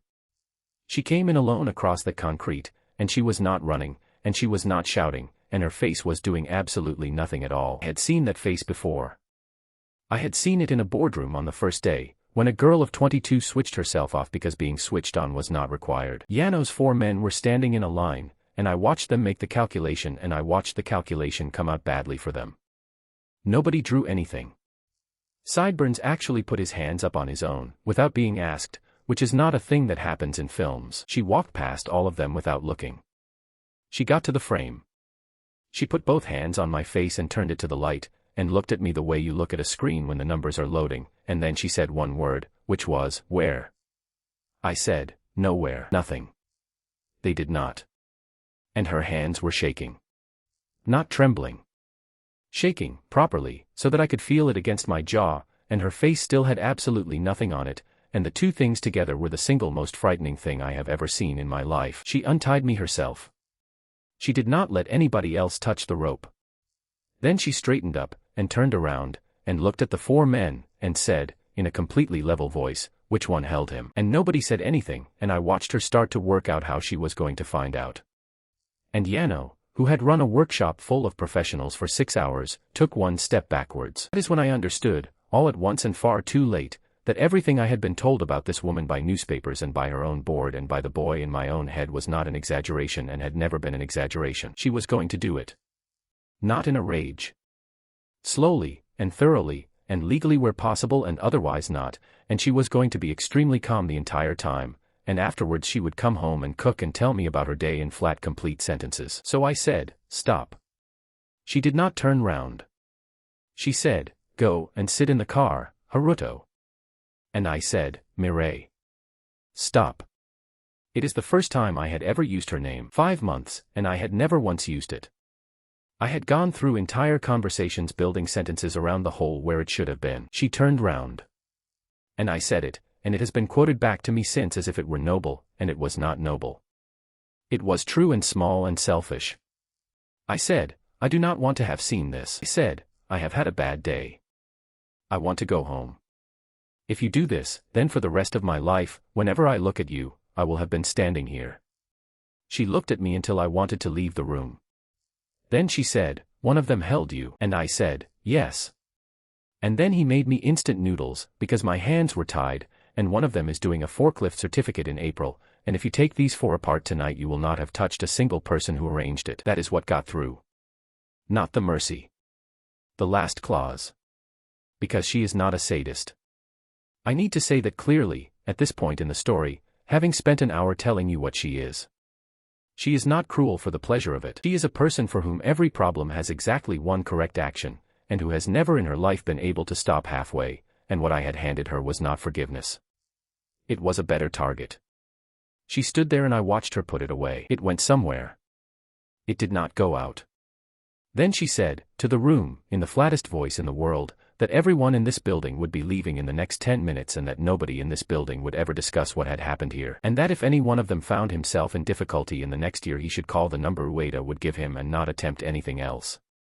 Sideburns said, "Why?" She said, "Because he asked," and pointed at me with 2 fingers, and that was the entire explanation, and it was enough, and I have never been looked at by 4 men like that before or since. In the car she sat with her hands in her lap and did not speak for 10 minutes. Then she said, "I want to tell you something accurately." She said, "At 4:40 this afternoon Ogata called and said you were not at the corner. At 4:42 I stopped a meeting with the Norwegian delegation. From 4:42 until 11:30 I was a person I have never been." She said, "I do not experience fear. That is not a boast, it is a defect. Soma trained it out of me between 15 and 19 and I have not felt it since, not in a hostile board meeting, not in a hospital, not once." She said, "And tonight it came back all at once, 6 years of it, in a car, and I could not breathe properly, and Ogata had to say my name twice. And then she said, I do not like it. I would like it to stop. I would like to go back to before." And then, quietly, and this is the sentence that ended any chance I had of walking out of this cleanly, she said, "And I would not go back, because before was worse, and I did not know it was worse, and now I do." Her hands were still shaking. Did not say anything clever. I did not have anything clever. I reached over and took her hand and held it, which was the first time in 5 months that either of us had touched the other on purpose, and she went completely still, the way a cat does. And we drove home like that, through a city at midnight, in silence, and I understood that I had just done something that could not be undone, and I did it anyway. At the front door she asked me one question, which was whether I wanted the police, and she asked it properly, as a question, with an answer available in both directions. And I said no.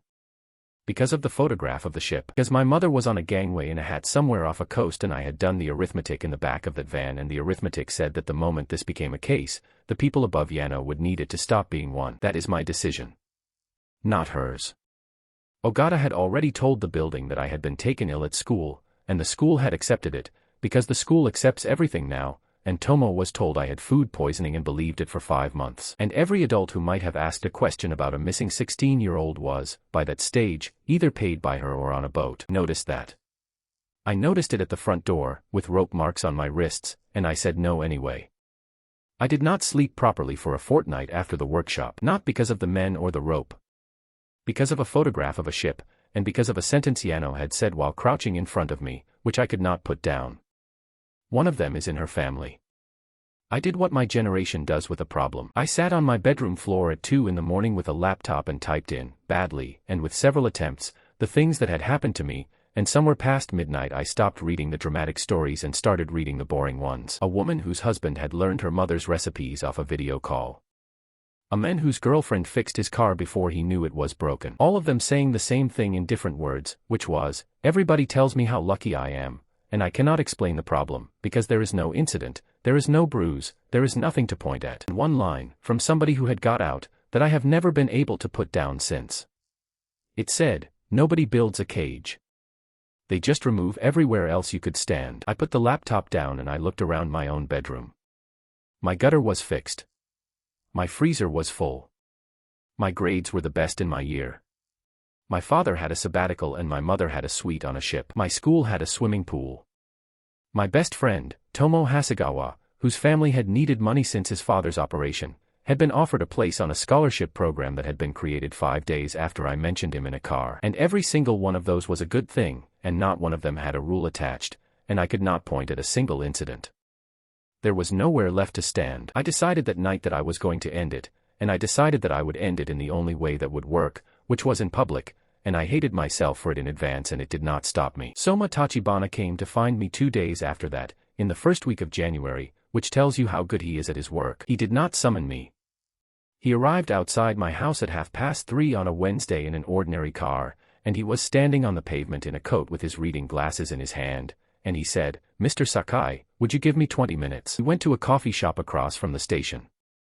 He bought me a hot chocolate without asking, which annoyed me, and which was correct, because I wanted a hot chocolate. I want to describe him properly, because if I make him a villain you will not understand how the next part happened. He is 53. He has a soft voice with no edges in it. He says your name at the start of sentences. He listens with his head slightly forward and he does not interrupt, and when you finish talking he pauses, as though what you said requires consideration. And he was, from the first minute, on my side. He said, I am going to tell you some things, and you may check every one of them. He said, my niece has been unwell since she was 15. He said it with real sadness, and I believe to this day that the sadness was genuine, which is the most disturbing thing about him. He told me about the boy when she was 17. He told the story from his own side, and in his version he had protected a girl from a family with a supply contract who were steering their son at her, and I could not prove that it was false, and I still cannot. Told me about a personal assistant, before me, in the year she turned 20, who had left the company after 7 weeks and had received a settlement, and he told me the number, and the number was large. He said, I did not want to show you this, and then he showed me an email from a doctor. And then he said the thing that got me, and it got me because it was true. He said, Haruto, you are 16. In 2 years you will be 18 and in 6 years you will be 22, and every year of that will happen inside the shape she has already built for it. He said, she has bought your school. She lives in your parents' house. Your best friend is on her scholarship. Your father's employer has an arrangement with her group. He said, tell me the name of one adult in your life who is not now paid by my niece. I sat there with a hot chocolate and I went through them. All of them. There was nobody. Then he told me about the vote. Family trust that holds the Tachibana shares was written by her grandfather, and it has a clause in it about the age of the holder, and until she turns 25 the trustees may put a question of fitness to the board. If a supermajority carries it, the voting rights of the trust go to the trustee for a period of review. The trustee is Soma Tachibana. He said it as though it were an unpleasant duty. He said he had resisted it for 2 years. He said what happened at the workshop had made it impossible to resist any longer, because a boy had been taken and 100 people now knew that the chairwoman of a public company had personally attended an industrial building at night, and that this was not a business anymore, it was a condition. And I said, did you arrange the workshop? Want credit for asking. It is the only clever thing I did in that entire month.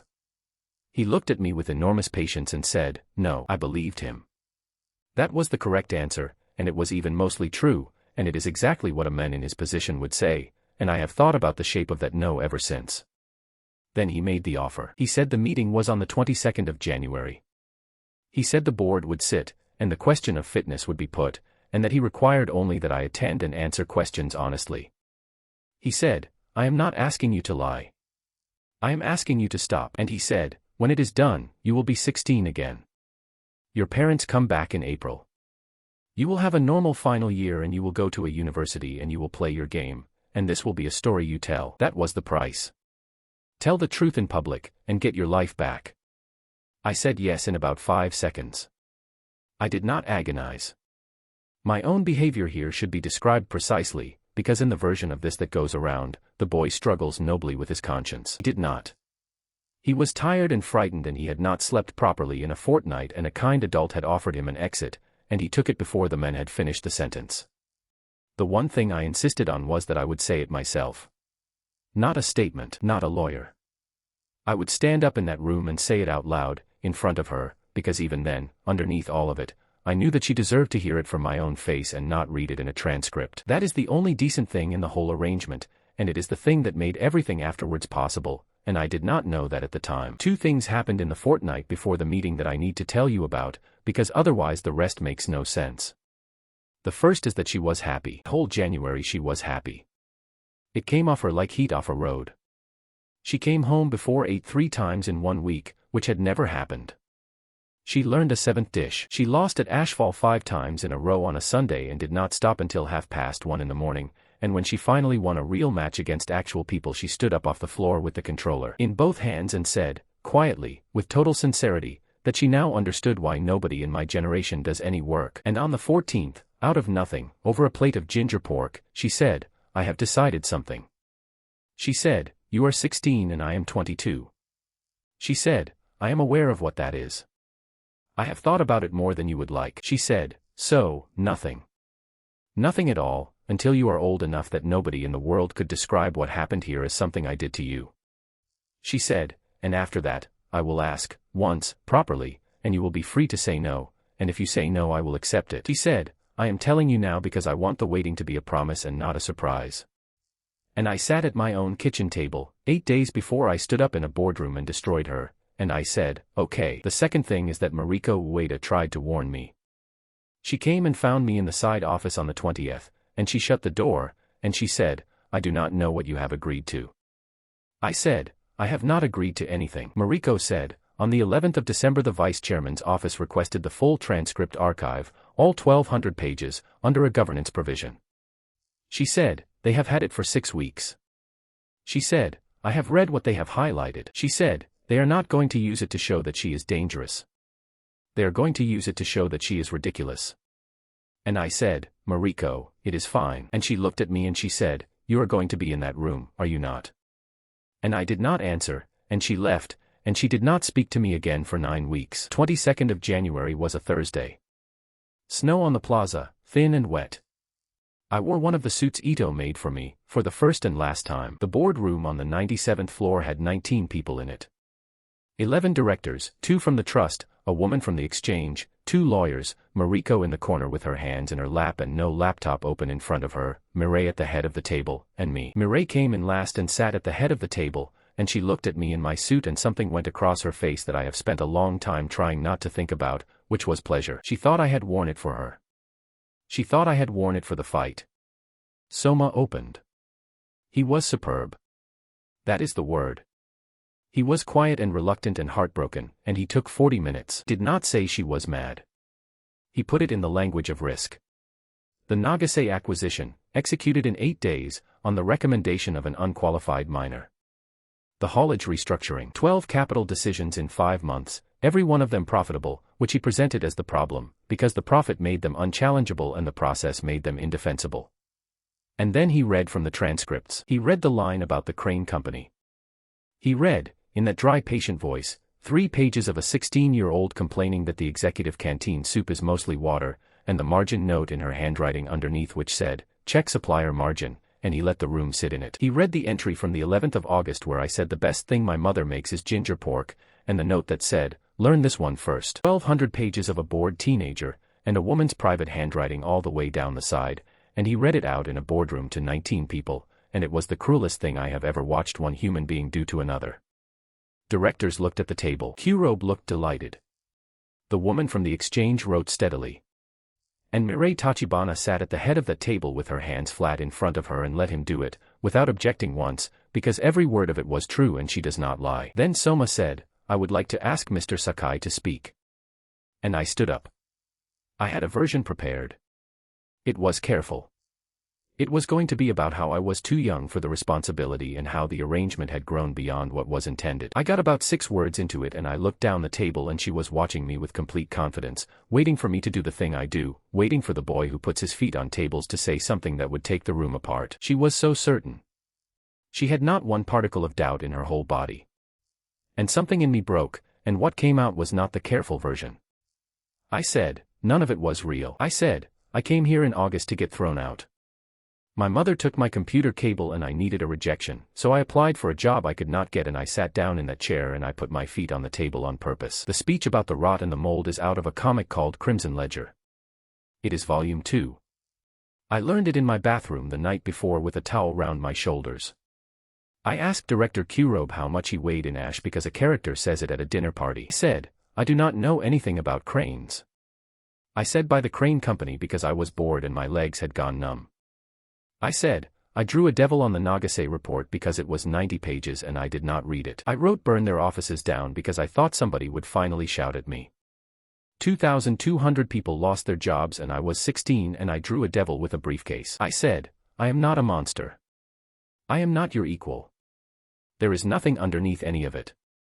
I am a 16-year-old boy who wanted his computer back and every single thing you saw in me for 5 months you put there yourself. And by the end I was shouting it, in a suit, in a boardroom, with snow coming down outside the glass. Nobody moved. Mirei Tachibana looked at me from the head of the table, and her face did nothing at all. Then she said, thank you for telling me the truth. That is all. 6 words, in a completely level voice, and then she turned to the room and said that she would not be contesting the motion, and that she would step back from executive function pending the review, and that she asked that the transcript archive be sealed because it contained private material relating to a minor. Soma said that was of course acceptable. They voted. It took under 3 minutes. I did not watch the hands. She stood up and gathered nothing, because she had brought nothing, and she walked down the length of that table, past all of them, and she stopped beside my chair. And she said, quietly, so that only I could hear it, the last thing she said to me for 6 weeks. She said, "You are free to go, Haruto. Nobody is going to follow you." She said, "I am sorry that it took this to make you say it." And she went out, and the doors did not lock, and nothing clicked, and there were no guards, and that is the part that people never believe when I tell them. There was no cage. There never had been.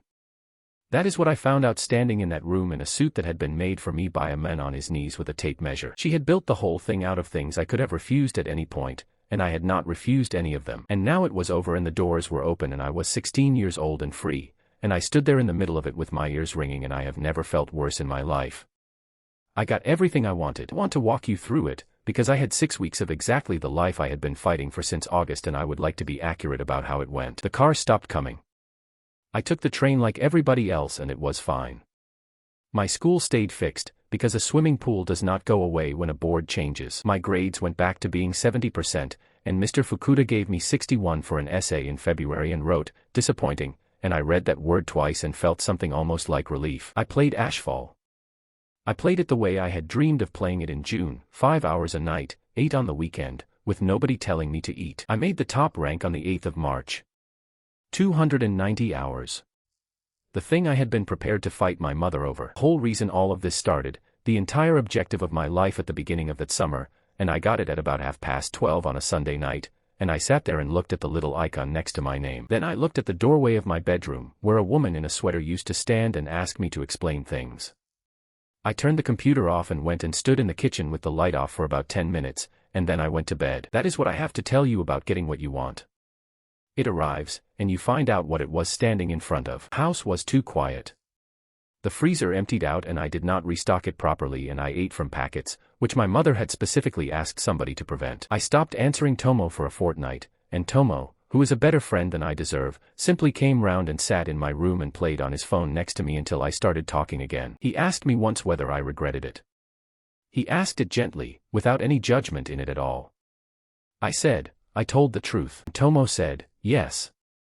And then he said, "But you did not tell it to her. You told it to 19 people while she was in the room, which is a different thing, and you know it is a different thing, because you have not eaten properly since January." Outside my window, the company changed hands. I followed it the way you pick at something. Soma Tachibana as acting chairman.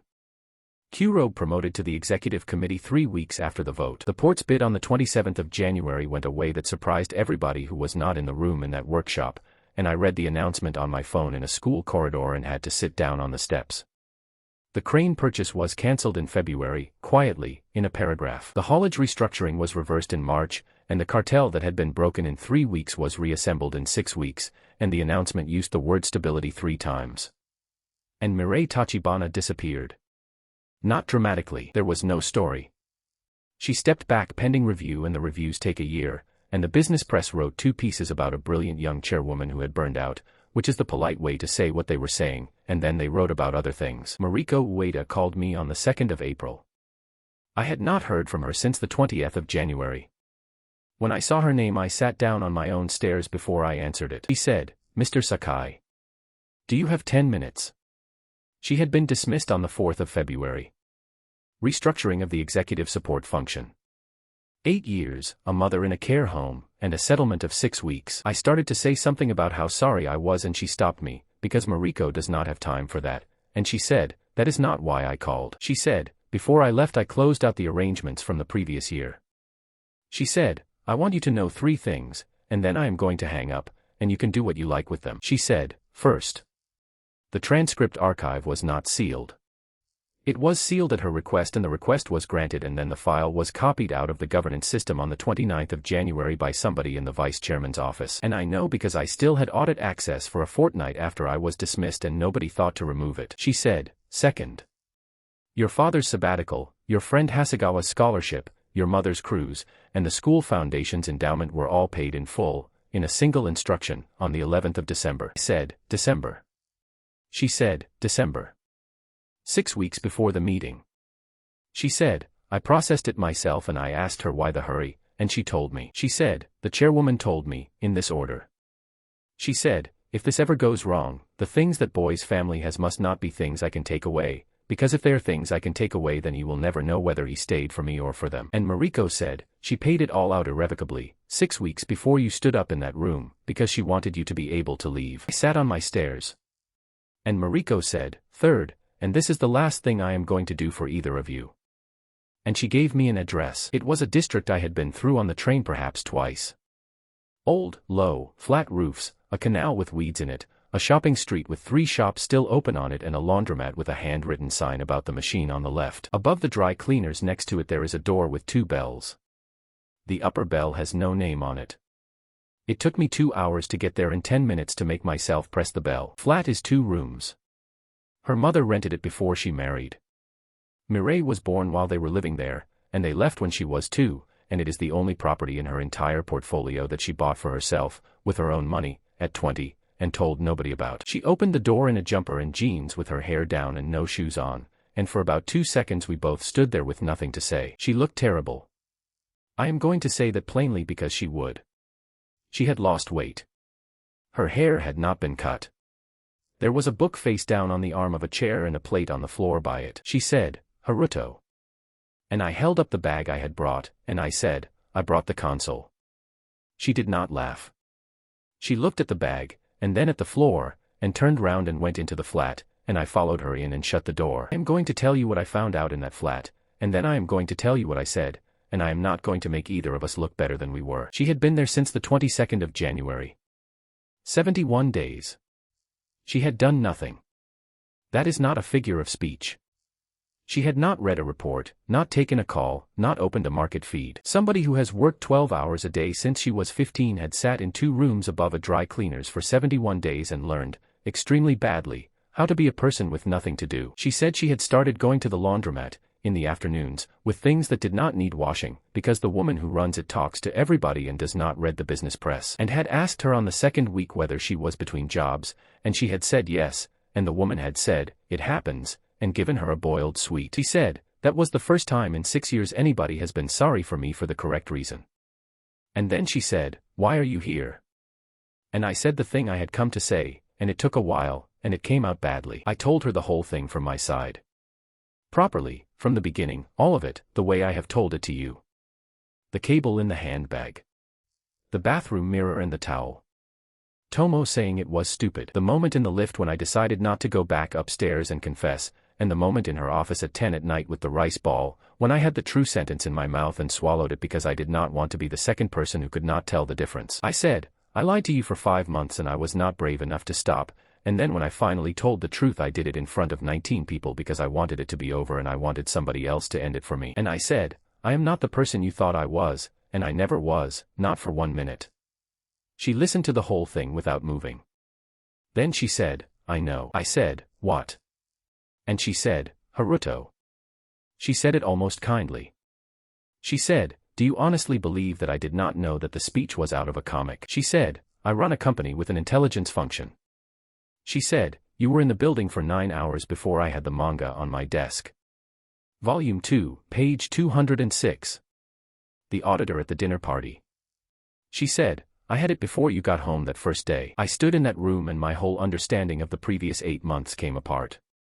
I said, then what were you doing? She said, I was watching a boy walk into the most frightening room in this country with nothing to gain and no protection and no plan except an insult, because he wanted his computer back, and do it anyway. She said, everybody else in that building has something at stake and behaves accordingly. You had nothing at stake and you were an idiot about it, and it was the only unmanaged thing I had seen in 6 years. I did not fall in love with the auditor, she said. I have met men who genuinely are the auditor. They are dull and they are frightened and they are for sale. And then, quietly, I fell in love with the fact that it did not work. You were terrified of me from the 2nd week and you kept coming. You shouted at me in my own office about a girl you had spoken to twice, and you were shaking, and you did it anyway. In a workshop you told 4 professionals about a forklift certificate, and then you stood in front of me with rope marks on your wrists and asked me not to be what I am. He said, none of that is a monster. I knew what you were by about the middle of September. I said, then why did you never say it? And Mirei Tachibana gave me the answer that has organized my whole life since. Because you needed to be the monster, she said. It was the only way you could stand to be in that building, and I was not going to take it off you and leave you standing there with nothing. I was waiting for you to put it down yourself. On the 22nd of January you finally put it down, in front of 19 people, and you should understand that I was not destroyed by what you said. I have known it since September, she said. What happened in that room is that I let it go through, because for the first time since I was 15 years old I had a reason to lose that was better than the reason to win. And then she said, and I have not regretted it, and I would like you to leave now, because I am not going to be able to keep saying true things for very much longer. I did not leave. I sat down on the floor of that flat, with my shoulders against the wall by the door, the way I used to sit in the corridor outside her office when the car was late, and I said, they took the transcripts. I said, and I know who arranged the workshop. Here is how a 16-year-old finds a criminal. He asks a secretary. Mariko Ueda had been told, in a workshop in December, to give 4 men a number to call if they found themselves in difficulty. Mariko does not fail to do things. The number was hers. She had received one call on it, on the 6th of March, from a man who did not give a name, who wanted to know whether the offer had gone away now that the chairwoman had. She met me outside a station on a Saturday and gave me an address on a piece of paper and said, I will come with you. I said no. She said, you are 16. I said, I know, and that is the entire reason this works, and she looked at me for a second and then said, I will wait in the coffee shop on the corner and if you are not out in 40 minutes I am calling the police, and that is not a negotiation. Yano runs a car repair business on the industrial road. There is a real workshop with real cars in it and 2 men who are actually mechanics. He came out wiping his hands and saw me and stopped dead in the middle of his own yard. I said, I want to talk about January. He took me into an office with a calendar and a kettle and he shut the door and he said, you have got some nerve. And I said, everybody keeps telling me that, and it has caused me nothing but problems. Gave me tea. That is the detail that stays with me from that afternoon. A man who had tied me to a metal frame gave me tea in a mug with a bank's logo on it, and then he told me everything, and he told me because of 3 things. The first was that he had never been paid the second half. The job was quoted for a video and a vote. The vote happened and the second half did not. The second was that on the 9th of March one of his 4, the one with the sideburns, had been picked up on a charge relating to a vehicle he had not driven in 2 years. And the paperwork had been unusually tidy, and Yano is not a stupid man and he can read the shape of somebody clearing up after themselves. And the third was Tracksuit. Tracksuit had a daughter starting school in April. Tracksuit had, in fact, done the forklift and warehouse safety certificate, which takes 12 weeks, exactly as advised by a boy tied to a frame. He had passed it on the 20th of March. He had then applied to 4 port operators and been refused by all 4 in the same week for reasons that were nothing to do with his record, because the haulage restructuring had been reversed in March and the port jobs had gone back to the people they had always gone to. Yano said, he came in here and sat where you are sitting and he cried. Then he said, so, what do you want? And I said, I want you to say out loud, in a room, in front of a woman from the exchange, who paid you. He laughed at me. I let him laugh. Then I said, the man who did not pay you has spent 3 months making sure everything from January is tidy. There are 5 of you and 1 of you is already inside. When it is tidy, what do you think you are? And Yano stopped laughing and looked out of the window at his own workshop for a while, and then said, what is in it for me? And I said, honestly, nothing good. You will be charged. You took a child off a street and you will go to prison for it and I am not going to pretend otherwise, and if I offered you a way out of that you would know I was lying. I said, but there is a difference between the men who did it and the men who did it and named the person who paid, and you have been in this world long enough to know exactly how big that difference is. And then, because I am not a good person, I said the last thing. I said, and there is one other difference. If you do this, then in 4 or 5 years, when you come out, there is a woman who does not forget things, and I will be standing next to her. Yano looked at me without blinking. Then he said, she is right about you, you know. And I said, no, she is not, and she has never been, and that is not the point anymore. I told Tomo Hasegawa everything on the 2nd of May, sitting on the wall by the bike sheds, because he had been told in December that I had food poisoning and had believed it for 5 months, and I could not carry that any further. He listened to all of it. The van. The rope. The instant noodles. The workshop. The vote in January. The flat above the dry cleaners. He did not interrupt once, which for Tomo is a medical event. And he opened a bag of prawn crackers, because he had brought prawn crackers to the conversation where I confessed to being kidnapped, and he said, "Right. One thing first," he said, "in August I told you the plan was stupid." I said, "You did." He said, "And in August you told me I had missed the point." I said, "I did." He said, "I would like to hear the sentence." And I sat on a wall outside my own school and said, out loud, with feeling, that Tomo Hasegawa had been right. He recorded it. It is his ringtone.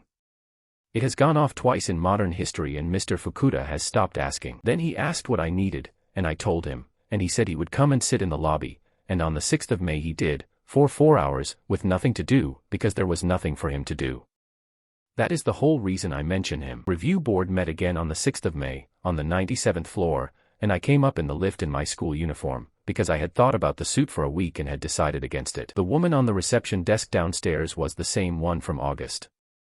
She found my name, looked at my face, looked at the uniform, and printed a visitor badge for a boy who had been going up to the 97th floor for 9 months, and did not say one word about any of it. She is the most professional human being in the building and I will hear no argument. Yano was on the long sofa by the window in a suit he had bought 2 days earlier with the tag still stitched into the sleeve. 2 police officers had the chairs.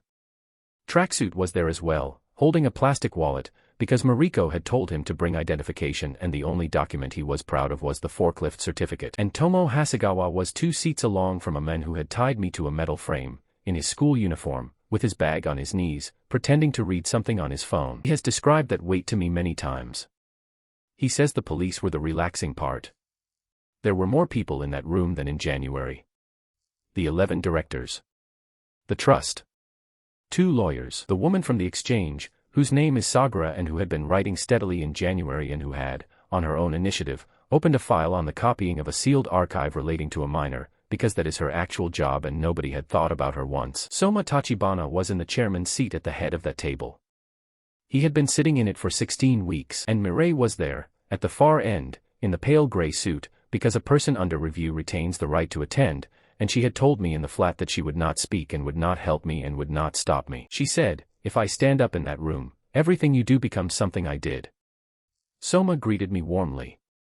He asked whether I had come to add to my statement. And I said yes. Then I did the only truly deliberate thing in this entire story. I walked down the length of that table, past all of them, on that carpet that eats sound. I got to the far end. I turned a chair round with my foot and I put my feet up on the table. It went considerably better than August. In August I was in sandals on a chair with wheels and for half a second I was a boy fighting furniture. This time I had practiced. On the 5th of May, in my own bedroom, a 16-year-old rehearsed getting his feet onto a desk in the correct order, and his mother came in with the laundry halfway through, and we have both agreed to leave that where it happened. The room made a sound. Q-robe half stood. I did the head tilt. I let the pause run. And then I said, I would like to apologize for August. I have had time to think about it and it was rude. I said, but I have noticed something about this room. When a 16-year-old puts his shoes on the furniture, 23 adults look at the shoes. Nobody looks at what he says. I have been in and out of this building for 9 months and I have watched every single one of you do that, and I am about to do it one more time, on purpose, and I want you all to know in advance, because I am tired of being useful by accident. Then I took my feet off the table and sat properly. And I said, Director Q-robe, in August I asked you how much you thought you weighed in ash. I would like to withdraw the question. I have a better one. I said, on the 22nd of January this board voted on a question of fitness, and the material presented was 1,200 pages of private transcript. Those transcripts were sealed at the request of the chairwoman, on the ground that they concerned a minor, and the seal was granted by this board. They were copied out of the governance system on the 29th of January by the office of the acting chairman. Miss Sagura has the audit log. She has had it since the 4th of April. Soma said, that is a procedural matter and it is being reviewed. And I said, yes. So is the other thing. And I said, on the 18th of December I was taken off the street 400 meters from my school by 4 men in a white van, and held for 7 hours in a building on the industrial road. And the demands attached to that video concerned a ports bid closing on the 27th of January and a vote in this room. I said, the man who ran that job is called Yano. He is downstairs in reception. He came voluntarily. He has been there since 8 this morning and he has already given a statement to 2 police officers who are also downstairs and who have been extremely patient. He told me afterwards that the hardest part of the entire day was the sofa. He said the sofa in that reception is designed so that nobody can sit on it for 4 hours, and that the woman on the desk offered him coffee 8 times, and that on the 6th one he nearly confessed to things he has not done. The room went off like a dropped tray. I would love to tell you that Soma Tachibana broke. He did not. He is far better than that. He said, quietly, sadly, that this was exactly what he had been afraid of, that a traumatized boy was being used, and he asked, with real gentleness, who had brought me here today. And I said, Mariko Ueda, who you dismissed in February, drove me to a car repair yard on a Saturday and waited in a coffee shop and threatened to call the police if I was not out in 40 minutes. I said, nobody used me. I am 16 and I have made 3 catastrophic decisions since June and every one of them was mine, and this is the 4th, and it is also mine. And then I said the last thing, and I said it looking down the table at him, not at her. I said, you told me in a coffee shop that I should name one adult in my life who was not paid by your niece, and I could not. So I have spent 3 months thinking about the difference between the 2 of you, because you are both people who arrange the world around one person and then call it care. I said, here is the difference. On the 11th of December she paid out everything my family had, all of it, irrevocably, 6 weeks before that vote, so that when it came I would be able to walk away from her and not lose anything. She spent a great deal of money making herself unable to hold on to me. And on the 11th of December, the same Thursday, the same afternoon, your office requested 1,200 pages of private transcript about a 16-year-old. Miss Sagara has that log as well. She has had it since April. That is a week before 4 men put me in a van. And in a coffee shop in January you sat opposite me with a hot chocolate and told me that the van was the thing that made it impossible for you to wait any longer. You were already reading. You had been reading for a week. So either you are very unlucky with your timing, uncle, or you knew what was going to happen to me on the 18th, and I am 16, and I genuinely cannot tell which, and that is why there are 2 police officers downstairs and not 1. And you copied a sealed file about a 16-year-old on the 29th of January and you have kept it since, in case. I said, that is all I have. They adjourned at 12:20. 3 things happened in the 8 minutes after that, and I want them in the order they occurred, because together they are the whole truth about that building. A director I had never exchanged a word with came over, shook my hand, and told me he had always thought there was something admirable about me. Sentence has a load-bearing word in it and the word is always. A man from investor relations asked whether I would be interested in a summer position. And down in the lobby, on his way out to give a statement that is going to cost him years of his life, Tracksuit asked Mariko Ueda whether she happened to know if the port operators were hiring again now. I will not pretend it was over that day. It was not. It took the rest of that year, and there were lawyers, and there were 2 police interviews in which I had to say the same 5 facts to different people, and Soma Tachibana has still not been to trial as I am telling you this, and he may yet not be. But the fitness motion was withdrawn on the 14th of May, and the trust's votes reverted, and Kurobe resigned in June for personal reasons, and on the 2nd of July, Mirei Tachibana walked back into the building and the entire 97th floor stood up. Mariko Ueda came back on her own terms, with a different title and a number attached to it that she negotiated herself, out loud, in a room, without shaking. Ichi Kurobe went with his father. The office with the games console on the 39th floor became a meeting room. He posts about cars now, and I have looked at it twice, and I am not proud of either time. And on the 2nd of July, before anything else, before the floor had finished standing up, I asked her about the Hoshino family. She had the answer ready. She had had it ready since April. The 2 museum contracts could be reinstated, and were, within the week. The loan could not be unmade, because the business had been wound up in November and the premises had been sold in February, and you cannot unsell a shop to a man who has already put his own name over the door. Her father works for the hardware chain. He was offered a position in the group and he refused it, in writing, in 1 sentence, and I have thought about that sentence more than almost anything else in this story. Nane's Hoshino finished school 400 kilometers away and I have never spoken to her again. She sang at a school festival once and now she does not. That is the one thing in all of this that got fixed as far as it could get fixed and stayed broken anyway, and it happened because a girl sat down at my table and asked whether the lifts made your ears pop. I finished my 2nd year of high school with an average of 71%, which Mr. Fukuda described in writing as consistent with previous performance, and which is the highest compliment I have ever received. My parents came home in April, brown and enormous and extremely loud, with a suitcase full of souvenirs that nobody needed and everybody got. My mother stood in the kitchen and looked at the fixed gutter and the full freezer and at me, and she has never asked what actually happened that year, and I have never told her, and I think she has decided that this is the arrangement. She did give me the cable back permanently. She keeps the story about the handbag as a threat and brings it out at family occasions, and everybody laughs, and I laugh, and nobody at those tables knows that it is the most consequential object of my entire life. Here is the last part, and it is short. I am 17 now.